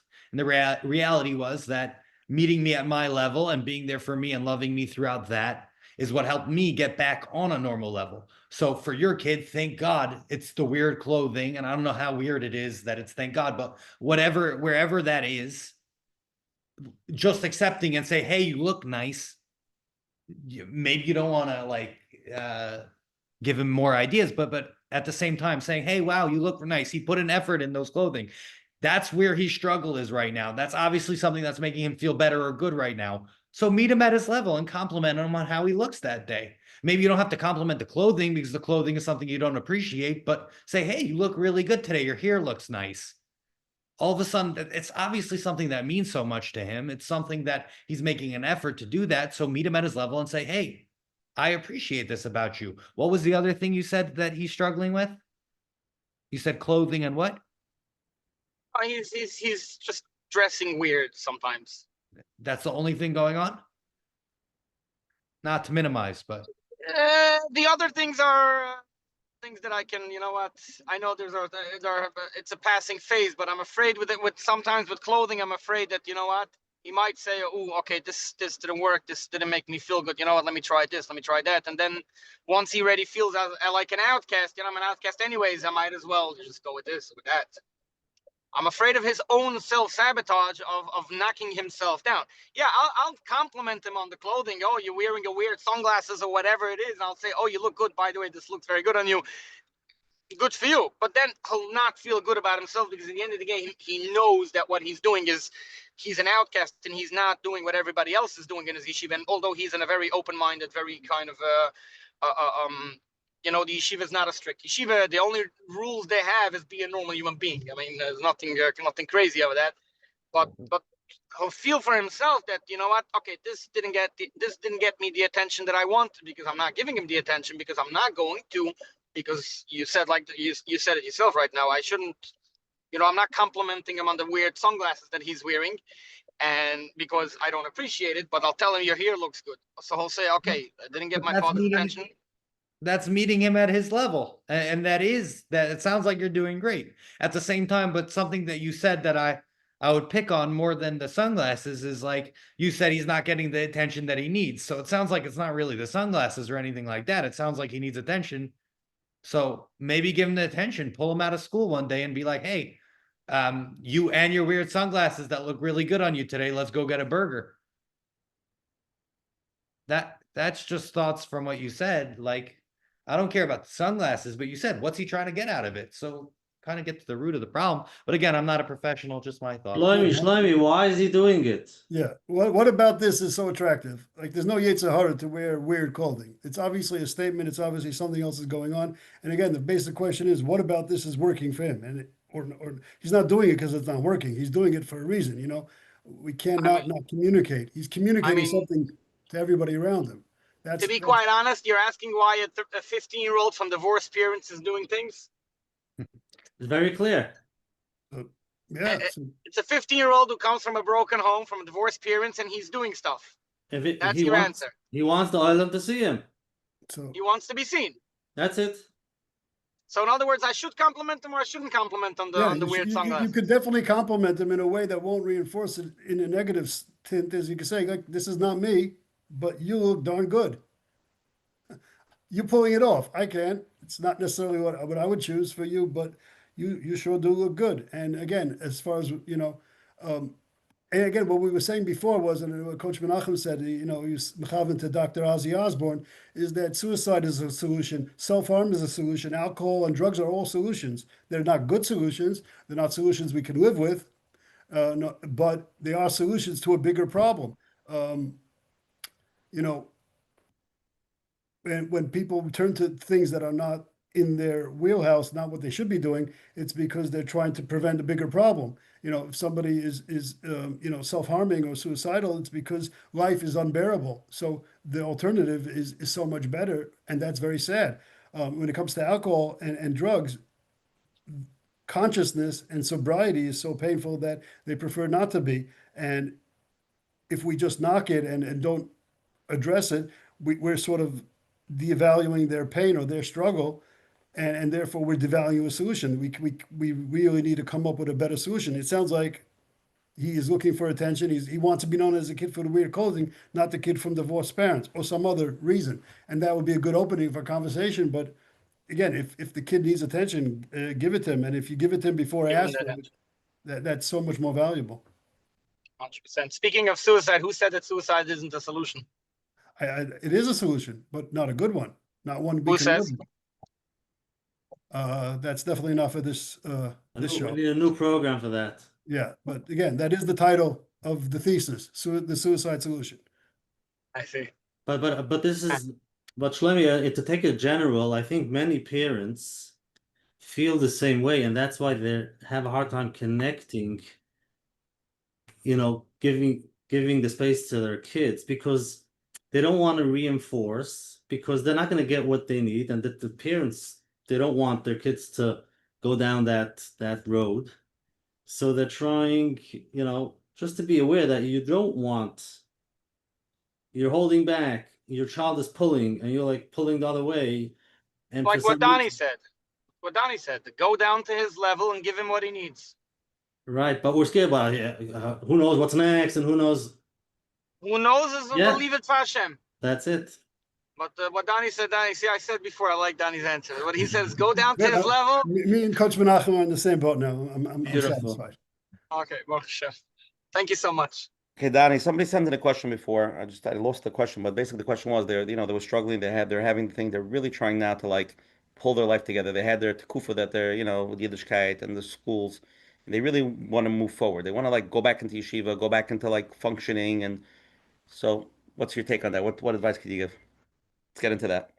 Let's talk about So you and from how did you pull your stuff together? You know what I mean? From chaos to connection, my chaos took a turn for the better once. So my parents met me at my level, like we were talking about. I was there for quite a bit. So I'd say from about 14, 15 years old till about 18, 19, I was quite a journey and quite a tough case. And then at about 18 or 19 years old, I went on this trip where I didn't even want to go on the trip, just to set the scene. It doesn't matter. The scene doesn't have to be set, but it was quite wild scene. And I didn't want to go to Eretz Yisrael. Eretz Yisrael was not an option, but the program I was in, Lev Shlomo Avos Chai and my Rebbe got together. We didn't have to pay. I'm sure my parents would tell me they did pay, but I thought they didn't have to pay. And we were going to go on an all expenses paid 30-day trip of Eretz Yisrael with all my best friends in the world. And I said, no, I'm not interested, which is wild. Like looking back, how would anybody pass that up? I was like, nope, not interested. And after months and months of pushing, I was finally like, you know what? Okay. So we get to Eretz Yisrael and they say, funny joke, by the way, part of the agreement of going is that you have to give in your smartphone. And just for the 30-day trip, everybody's going to get a dumb phone and you could hang out with your friends that way. But this is a trip where we're all going to disconnect to connect, from chaos to connection. Everything starts with connection.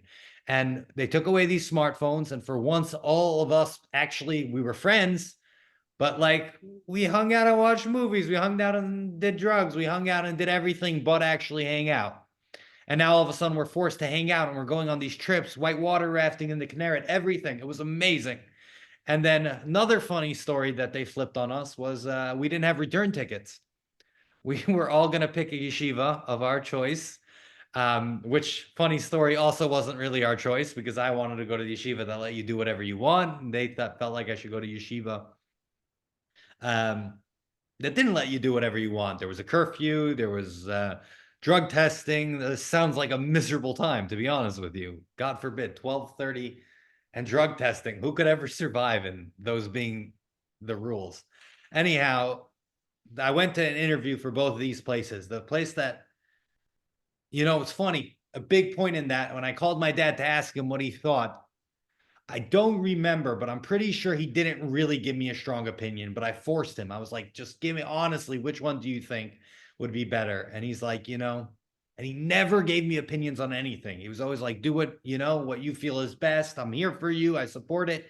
It is what it is. He's like, why don't you try the yeshiva that's a little bit more intense? And if it doesn't work out, you could always go to the other yeshiva. Now it's already tried and true. He supported me when I got kicked out of every other yeshiva. He was there for me every other time. So I knew he was going to be there for me if I got kicked out of this yeshiva. So what's the big deal? It's just going to be like 2 weeks here. I'm done. I'll get kicked out and then I'll go to the new yeshiva. It's perfect. And then I could say I tried, get tons of brownie points with my Rebbe, and we're back to business. And I went for interviews with these two places. So the first place, they were telling me all about it. It's a free-for-all. It's sounding amazing. And I was like, okay, what's the learning schedule like? And they're like, yeah, we have 2 hours a day of learning.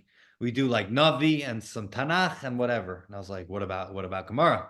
Like, we don't really, the guys aren't there yet. We don't do Gemara.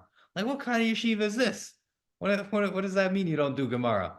And they're like, maybe we could get you a tutor, but the regular curriculum does not include Gemara. And I was flabbergasted. I was like, I don't know. That's a big deal. Keep in mind, I'm not keeping Shabbos, coach, anything. But I'm just like, I don't know what kind of yeshiva doesn't learn Gemara. Anyhow, I go to this other yeshiva, and right off the bat, I have piercings, and I go into this interview, and the rabbi's just looking at me right off the bat. He's like, oh, you're not going to wear those piercings in yeshiva. That's not a thing. And I was like, all right, this is starting terribly. And then I was like, talking to him, all these rules. I'm like, I don't know. And then he's like asking my Rebbe, why did he bring me to this interview? Like, I don't seem like the right kind of guy for this. And he's like, yeah, why don't you ask him about Gemara? He's like, well, what Gemara do you like? And as I mentioned, I love brachas. So he's like talking to me in brachas, and we're getting into it. And I'm like, do you guys learn? And he's like, yeah, we're doing Kedushin. I was like, okay. And we start fighting about Kedushin. And it's all of a sudden, I'm like, back in the old days, there's no pressure. There's no anything. There's, again, connection. There's like, okay, this rabbi knows how to learn. And we're going to learn Gemara in yeshiva. This sounds pretty good. You know what? I'll try it. I did make a deal with my father that I kept the earrings in a bag, and then I put them on every night when I went out to town drinking. So I think I broke a rule there, but as long as we don't tell Rabbi Greenwald, I'll still be okay. But that was already just a huge step in the right direction. I'm going to yeshiva where there's officially 3 Siddharim. I went to like about a half a Seder a week, but I went to half a Seder a week and I learned. And I started like having some semblance of Yiddishkeit again. I said, but again, it's a choice. It was like I went to the Kotel with everybody because everybody went to the Kotel, and like I liked the Rebbeim. They were nice. They liked me. I liked them. We were able to talk, and it wasn't forced. This was a totally different view of Judaism for me, where it's like Judaism isn't mean. God isn't mean. That was an experience that was faulty and wrong in the past. But the reality of the situation is it could be so beautiful, so inclusive, so accepting. It's just, I had it wrong. And I unfortunately didn't have the best experience, but now I was having the best experience. And then Shana Bet, I see one of my cousins is on here listening. Like I was by a Shabbos meal every week. Always inclusive, accepting, awesome. And all of a sudden Judaism is taking this new light and this new form of, this is something that I want. So second year, I'm going to more Siddharim. I even make mincha sometimes. I have a charusa. Third year, you fast forward a little bit, I'm thinking about going to the Mir because that just, it made sense. The other guys in my share were doing it. I was making serious money. They paid me 5 shekel per guy that I woke up for minyan. I mean, that was like a grand total of like 100 shekel that year. Like I was able to, buy a bereka 3 times a week. Things were really, really good. And it just kind of came naturally. It kind of came with like, I was accepted. I was loved. I didn't feel alone anymore. I felt like people met me at my level, and you add all these things up and it's like, why do I have to self-sabotage? Did I still have my moments? Absolutely. Do I still have my moments? Sure. But it's from a totally different light and perspective of this big, bad, scary God and religion isn't so big, bad, and scary anymore. And I think that's really what did it. I switched over from, I'm sorry to everybody ahead of time, I switched over from being this starke Litvak to, it's okay. God loves me. And I'm okay being this version of Doni. And I'm really proud of the version of Doni that you see today, because I still have a lot of things to work on, but I want to work on them. And I do it with a Rebbe in my life. I'm not going to spill all the beans, but I'm saying, like, I'm doing great. Wow, impressive. Yeah. So it looks like there was a lot of siyata d'shmaya. Yeah. And a good Because- family. Back to the connection, and you felt understood and connected, so that kept you going. Yeah. Right. I wonder, not everybody has the same journey, and probably people, they try, it doesn't work, try again, or give up and find a different place. It's all part of the journey. Interesting. I would add, there are many adults, many people who didn't, from the outside, go through the journey that you went through. But they do find themselves in a place where they're questioning. They do feel they don't have the connection. They never had it. And they, listening to you just, brings back these ideas of what did I go through? Where am I now? What works for me? What doesn't? What do I need? So it's important. I think number one that every person needs, no matter if you're a struggling teen or if you're an adult, a parent, just to have that place where you can someone talk to connect, and where you feel understood. One, I guess, just another question. What would you tell somebody struggling and it's not working? Meaning, they're not finding the path back. Or also, from the parent's point of view, maybe Chaim, you can help us. When the child says, I want to come back, I want to be good, sometimes the want is there, but it's hard and they can't comply, whether it's the yeshiva and the society. It's a journey. Sheva Yipol Tzadik V'Kom. It's falling. We don't fail. We fall. Ke'eshev V'Choshech Hashem Arli. Part of the getting up. The falling is part of it. And if we look at it, if failure is what failure says. If we say we're a failure, if we say we're failing, if we treat a child like they're failing because they didn't get to some, cognitively determined goal, we're creating that failure in our hearts and minds. But sometimes just the want, like there were years where there was no want, there was no ratzon. It was like I'm gonna be good. It wasn't like I want to be good or I'm going to change today, or it was mañana, somewhere in the future, I will be okay, which is also a great thing. Like to hear a kid who's into everything and anything saying, I believe in Hashem, and one day I'm going to be good, in the religious sense.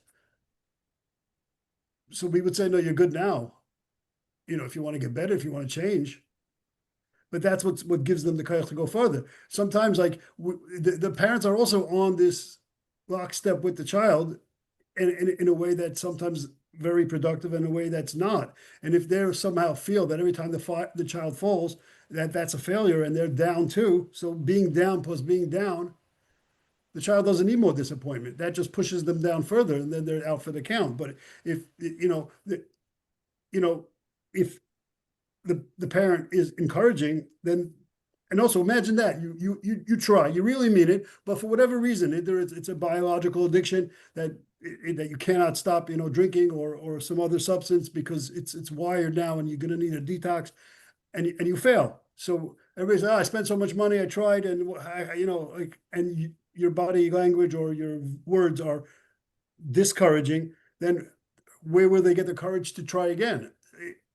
There is no failing if we want to see success. There's just falling, and if somebody falls, you pick them up. And again, it may take several times, and especially in addiction recovery, I'm not exactly sure the statistics, but there's very rare that it's one and done. I'm not trying to discourage, but I'm saying it can be done. but it all depends on the circumstances, especially if it's a solution to something else. If that something else is not well healed, the likelihood is that they will fall. And again, it's that falling is better than checking out completely or taking the ultimate solution. They're trying, and when we look at it in that perspective, that they're just trying to survive. And Yiddishkeit could also be a survival mechanism. There are people, I work with a lot of kids, who we would describe as kids in pain, but they're black and white. They're in yeshiva, the best yeshivas. No names, but really the best yeshivas. What we would consider, like, if our child got into that yeshiva, we arrived in ultimate yeshiva hierarchy, and there are kids there who want to die and are suffering. Is it depression or mania or addiction on all levels? Every single one of them. There are black and white kids who have enough, control to play the part, and they really want to be there. They're not fooling, they're not fakers, they're not bad.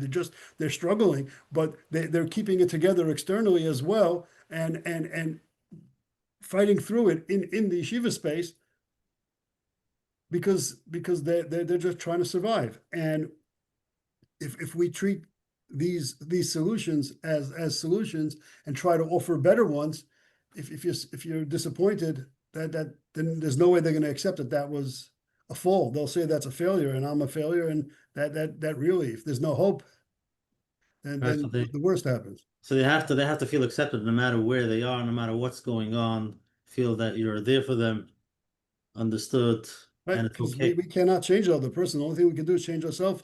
And acceptance, and again, acceptance doesn't mean approval. Acceptance doesn't mean cheering. Acceptance means I cannot change it. Right now, it's Sunday night. It can't be Monday, no matter how bad I want it to be. It can't be next Shabbos. It can't be anything. And that's just accepting reality. And somebody else is reality. Somebody else. Changing, the last thing we changed on another person was a diaper, and that stunk. We can't change other people. We can only change ourselves, and that's the best we can offer them. So we have to offer them our best self. And saying you failed and being disappointed. Again, I don't mean you should spend thousands of dollars if you don't think it's going to work, but it doesn't cost $1,000 to give a smile to say, I know you tried, and I know you're going to get this. You did not fail. You got this. You're going to get this. I would just add to that if I could. Well, you do speak better than me, so you definitely should. No, everything I know I learned from you. Anyhow, just quickly, on that topic, I failed so much. Like this is no failing. I fell so many times. I'm a part of recovery, AANA. I used to introduce myself as Doni. I'm Doni. I'm addicted to everything. I really had a lot of struggles and a lot of fighting. Multiple, I'm totally open with it. Multiple rehab facilities, and I got out of one, got right back into another one, and there was support.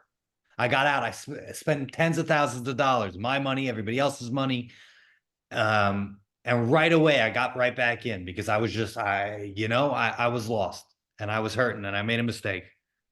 And like the end of the day was there was support there. There was love there. There was acceptance there. But there is trial and error and failing. And like I'm coming from a place where I was completely off the rails. Now I'm trying to get my life together. It's not just a simple process where you just boom, snap of fingers. I want to be good. I'm good. No, I tasted everything the world had to offer. And now I'm trying to go on a completely normal level, and it just didn't happen for me right away, and it was a lot of fighting for it. And like now, thank God, I'm sober for a long time.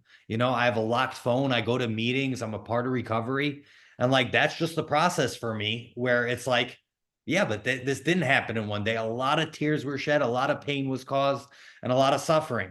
But at the end of the day, if you expect that someone is going to go from struggling and all that pain and just boom, turn it off one day and be awesome, then you're doing yourself a disservice and expecting the world where it's not fair. And so I was given, the only reason I'm here today, being able to share this and being able to do all this, is because that wasn't expected of me. I was expected to do the best I could, or loved even if I wasn't doing the best that I could. And I did the best I could eventually, and here I am, you know what I mean? So failure is part of the almost everybody's story, I would think, but I can speak for myself, and it was definitely a part of mine. That's what Elon Musk says. No, he failed and he failed and he failed. He failed. Yeah. Okay, let's do one last question, then we'll go to the closing. Okay, you're on. Hi, I had a Hi. question for Doni. I was wondering, how can I make Shabbos more meaningful when it's a struggle to just like stay up throughout the day because it feels so painful and so strong?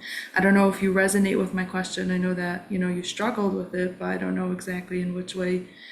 But I'm assuming that since like you turned around, like it probably has a different meaning than what it used to have before your whole journey. So I don't know, I'm just asking like any insight how I can make it more meaningful. Yeah, sure. I started doing things that were interesting to me. Honestly, not to be cheesy, it is the title of the show, Connection, but I started doing things with people that I loved and liked, and I made Shabbos meaningful by making it about a time to connect with other people. We unfortunately live in a society today where I know I have a problem with it. I don't have any social media anymore, but I'm on my phone a lot. I like sports. I do all those things, and all of a sudden Shabbos comes, and sometimes it's still hard for me. I'll take it to the last minute of the 18. I won't cross over anymore because that's a line I've drawn. But at the same time, I totally get why it's hard, and it's sometimes still a struggle. But for me, it's about making it about connecting. I spend a lot of time with my wife on Shabbos. We go places that it's interesting for us. I have a 10:30 chakras by my house these days, which is the best thing that ever happened. Nice cholent. And like I connect with the guys. I now have a community where all these little pieces are meaningful, especially for me, where I'm coming from a place where I didn't keep Shabbos because I didn't want to keep Shabbos, to now I'm keeping Shabbos because I want to keep Shabbos. So make it interesting. Did I play volleyball a lot on Shavuos? Yes. Was it great games? 100%. Did I win most of the time? And that's why it was great games? Also 100%. But also, like, I did some learning. I stayed off my phone. I hung out with some guys. I made it a good time where it's like, Judaism isn't black and white. It's colorful to me now. And I think my biggest thing that I did is I just understood, hey, I thought about like the meaning, Shabbos, being from, I want to be from. Shabbos is hard sometimes to put away the phone to do all these things. So what can I do? I make it interesting. I make it fun. And in Mirza Hashem, one day I'll be able to learn all day on Shabbos, and that will be my excitement. Right now, I'm not there yet, so I'm at my level, like we've been talking about the whole time. Sometimes I play volleyball. Sometimes I go to fun meals. I have a bunch of guys over. It's a good time. It's maybe finding a different way. Like reading books isn't so exciting. Maybe do something different. Thank you. That was very helpful. Welcome. Doni, the Oil loves you, Doni. Okay, let's go to the closing part, okay? I'm ready. Here we go. Okay, so first of all, Gershon Shkoyach to Reb Chaim and his son Doni for coming on tonight, giving tremendous chizuk. The Oil wants to hear more, And if anybody has any questions, Chaim, do you have an email if anybody wants to reach out to you or to Doni? Sure. Mine is Chaim Bin-Nun at gmail.com. Can you spell it? ChaimBinnun at gmail.com. Okay. Doni, do you have an email that you could share? Yeah, I have a bunch. Just one. Oh, okay. DANI. Also Bin-Nun, BINNUN at gmail.com. That Okay, I so if anybody's over from Yahoo. Good job. If anybody has any questions, feel free to email them. Again, if anybody's here the first time, every Sunday at 9 p.m., the Zoom ID with different topics, different speeches. I forgot to say in the beginning when I fixed it, but next week, June 22nd, we're going to have a shiur with Rabbi Steinmetz from Canada. I'm going to be talking about, dealing with tragedies and grief. And that should be a very powerful shiur. Please join us next week. And if anybody wants to listen to this, will record. It'll be on menachemberfel.com. If anybody has any questions for Coach Menachem, you can email him at coachmenachem@gmail.com. To hear tonight's shiur 234 on the phone. Will be on the phone numbers at 732-305-9011. And again, thank you to all the advertising sponsors, Lakewood Scoop here in Lakewood, Ellie and Ariel, 5 Town Central, Chayla Kaufman from JCN. And now we're going to go to the closing part. We're going to go first to Menachem, and then Doni, you'll go first, and then Chaim, you'll wrap it all up, okay? So again, thank you guys for coming on. It's beautiful. Coach Menachem.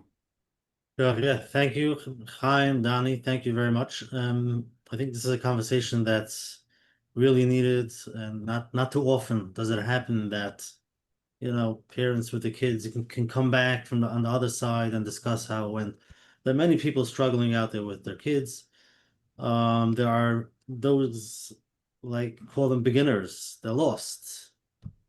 See these small signs. They want to hold it back, make sure it doesn't go down that road, and then they'll try to do whatever they can, but they don't know how, and by, you know, not having the clarity sometimes makes it worse. So just to be able to hear it from people that went through it and how to. And then there is this concept that we're hearing tonight. Everybody needs to feel seen, whether it's your child, the person next to you in shul. We all need it, and we need the connection. And there are many people that are walking around feeling all alone. And in, you know, talking about these topics, these things come up, and they're like, yeah, if you would know what's going on inside of me, and, you know, who can I open up to? Who can I discuss this with? So it's really important to really connect to your child, is to understand, you know, to connect to yourself. If you have those triggers, and not always you're aware, your child does something and makes you feel a certain way, many times it's not the child that has to change, it's to understand what's really going on in the adult. Where am I? What's really coming up for me?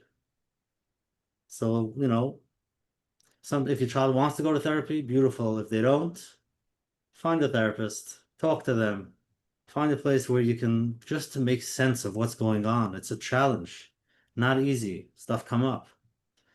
So if you find yourself in a place where you're not sure, find someone to talk to. Doesn't have to be a therapist. Someone you feel that you can open up. Like what Doni said, if you're a teenager struggling, speak to someone. Sometimes the parents, sometimes the Rebbe, sometimes somebody that you feel will be able to understand. And then you might have that fear that Doni had. Who knows what they're going to think? But sometimes you'd rather do it now than continuing down that spiral. So Hashem should help us all, you know, a bracha to all those who are struggling, and the Menachem, we should be able to grow wherever we are, to go to the next level, and to start enjoying Shabbos. No matter if we've made a beautiful Shabbos till now, we can always take it to the next step. And understand those who are struggling and are not interested in Shabbos yet, to be able to be there for them, hold its space, and don't try to change it. That's where they are, go down to their level. So thank you very much. Doni, leave us with your closing pitch. Quickly off what Rabbi Menachem said. If you're looking for a therapist and you are ready, I know a great guy. You just got his email. And I'm not promoting my father, but hypothetically speaking, if you're looking for the best of the best, he's on the top left corner of my screen, probably yours as well. Just to do a promotion as well, if you're looking for a suit and a therapist, come see me. Anyhow. And by the way, I sell sunglasses. If you need sunglasses.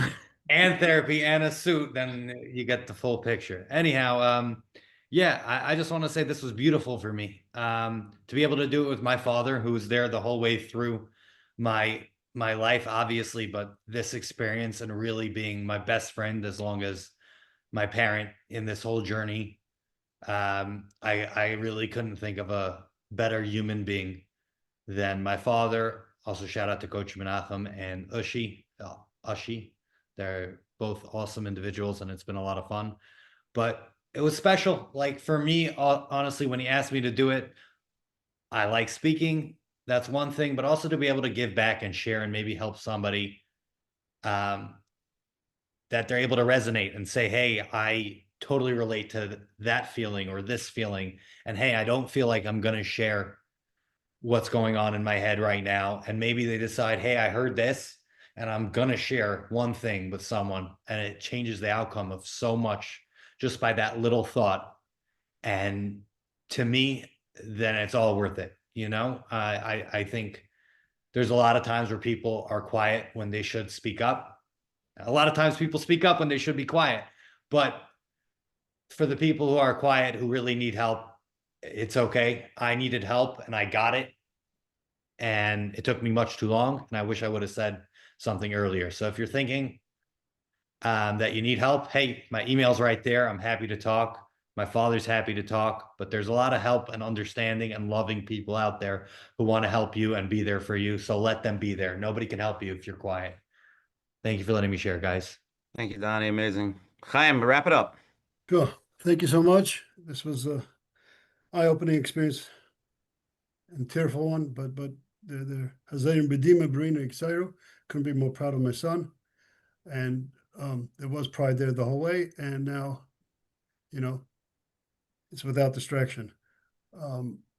As far as Coach Menachem opened up with the pasuk, "Hine anochi sholecho lechem esel Yaanov v'lifnei Yom Hashem hagadol v'haner v'heshiv leiv avos al bonim," and then it says "v'leiv bonim al avoy sam." It doesn't say b'nei hem, like b'nei hem, right? It doesn't say. Why doesn't it say b'nei hem? The answer is that children, you know, at the end of the days, we're going to do tshuva. Parents are going to come closer to Hashem through their children, and children will also come closer to Hashem through their, you know, parents. But the Navi is teaching us that if you want, we're going to file a child no matter what. We should file our children and be with them no matter what, because that's the parental instinct. However, if we want to have an impact on our child and be part of the solution, not part of the problem, then we have to be avos sam. We have to be their parent. And to understand this even further is that, very briefly, I had a case, this happens a lot, where parents are trying to fix their children, so they want to make them a shidduch, they become shadchan. They want to be a psychiatrist, so they get the medication, so they're acting in the realm of psychiatrist, or therapist, or a million other things. It's finding them a job, and that becomes their goal. And when that is done, when a child is not ready, obviously if a child's ready for shidduchim, and you're not getting them shidduchim, that's a horrible thing. But if the child is not ready for whatever it is, and we're pushing that, then we're adding to the parental name, and we're a parent plus therapist, we're parent plus psychiatrist, plus shadchan, plus veker, plus bal musar, plus darshan, plus rabbi, plus all these things. That takes away, that diminishes the avoisam, being their child. As again, Coach Menachem said, you have to be there with them. Doesn't mean necessarily doing things that are wrong. It doesn't mean, but it just means I understand you as a parent. I am here for you. You are part of me. I'm a part of you, and nothing's going to change that. Doesn't mean I approve. You actually show more when it's something you don't approve, because that's where the proof is that I'm actually genuinely here for you. And again, a lot of times what gets in the way is, as Coach Menachem said, get your own help, because when we get rid of the shame, blame, and disappointment, then we can shine through. Our natural instinct to be a parent to a child comes through. And again, we have to understand that this is a lot of challenges this generation. But if you look at the PSS and Chavis Talmidim, he writes about 1920 as if it was 2020. There were a lot of problems. Zionism, secular Zionism, and communism, and atheism, and nihilism, which was all going on. Jewish kids were running around under that, and we were losing them like flies. It didn't change. But if you go further, you know, Adam Arishan had a child who didn't do what he should do, and Noach had a child and grandchild who didn't do what he should do. Avram Avinu had a child who was not on his derech, and same thing for Yitzchak and Rivka and David HaMelech, and Mitzrayim only 5%, 20%, however, whichever medrash you want to look at, came out. This has been going on for a long time. You're not alone. And you know what? Many times people are telling me, I wish my child was like that child, but I happen to have the misfortune of also working with that child and knowing that they're struggling with something as well. This is a Malchus Medina. It's plenty of pain. It is more often than not the parents' fault. There's nothing to be shameful about. Nobody's really judging you. We have to have pride in ourselves, in our families, and be there and be proud parents for our children, regardless of what is going on. We're still their parents. And, you know, the struggling children need their parents to be there for them even more than the child who's on the express track. And that should be Be'ez Hashem, Siyata D'Shmaya, and, you know, for those in Eretz Yisrael and those struggling and those in recovery, that a little openness and a little breaking the stigma of and the silence around this topic, that it's not a shame, it's an opportunity for growth. And again, as you see a child here, he's not a child anymore, who talks with such poise and such heart, and he's telling you that he had no friends and he was confused, and now you meet him for 5 minutes and you're his best friend at Keshe Nafshi this weekend. I'd say 15 to 20 people came over to me. I just bought a suit from your son. I just saw your son. I'm going to go to him next week. He's amazing. And they're not bluffing. They're not saying it to make me feel good. They don't have to say it. I don't know where they live. It's because he has that aura, and this was worked on. Like they used to say, J.P. Morgan makes money the old-fashioned way. He earned it. Doni has everybody loving him because he earned it. He worked hard for this. And our children who have to work harder than say us, or than those who are not struggling, they're not better than them. But sometimes the Yetzer from the struggle is it's like building muscle. The more you rip, the more you work, the bigger you become. And I'm proud of all my children. And tonight it's Doni's night, and we hats off. Thank you. Thank you, Ben-Nun, Chaim, and Doni, for coming on. A beautiful night. Everybody really enjoyed it. See everybody next week, June 22nd. Yeah, we need a sequel. My wife said we need a sequel. June 22nd with Shlomi and Fegi Steinmetz from Canada, and hopefully it should be a very powerful program as well. Everybody have a wonderful evening and have a great week. Thank you. Happy Father's Day. Chaim. Doni, tell your father Happy Father's Day. Come on. Happy Father's Day, Dad. After all this. I'll just say a joke because it's important to humor. We didn't get to that. The humor. When it was Father's Day in the good old days, I told him, Doni, we're celebrating Father's Day because I'm a father and you're not. Good. Be'ez Hashem will celebrate it both as Father's Day from here on in. Oh man. Thank you. Good night, everybody. Dad. Okay.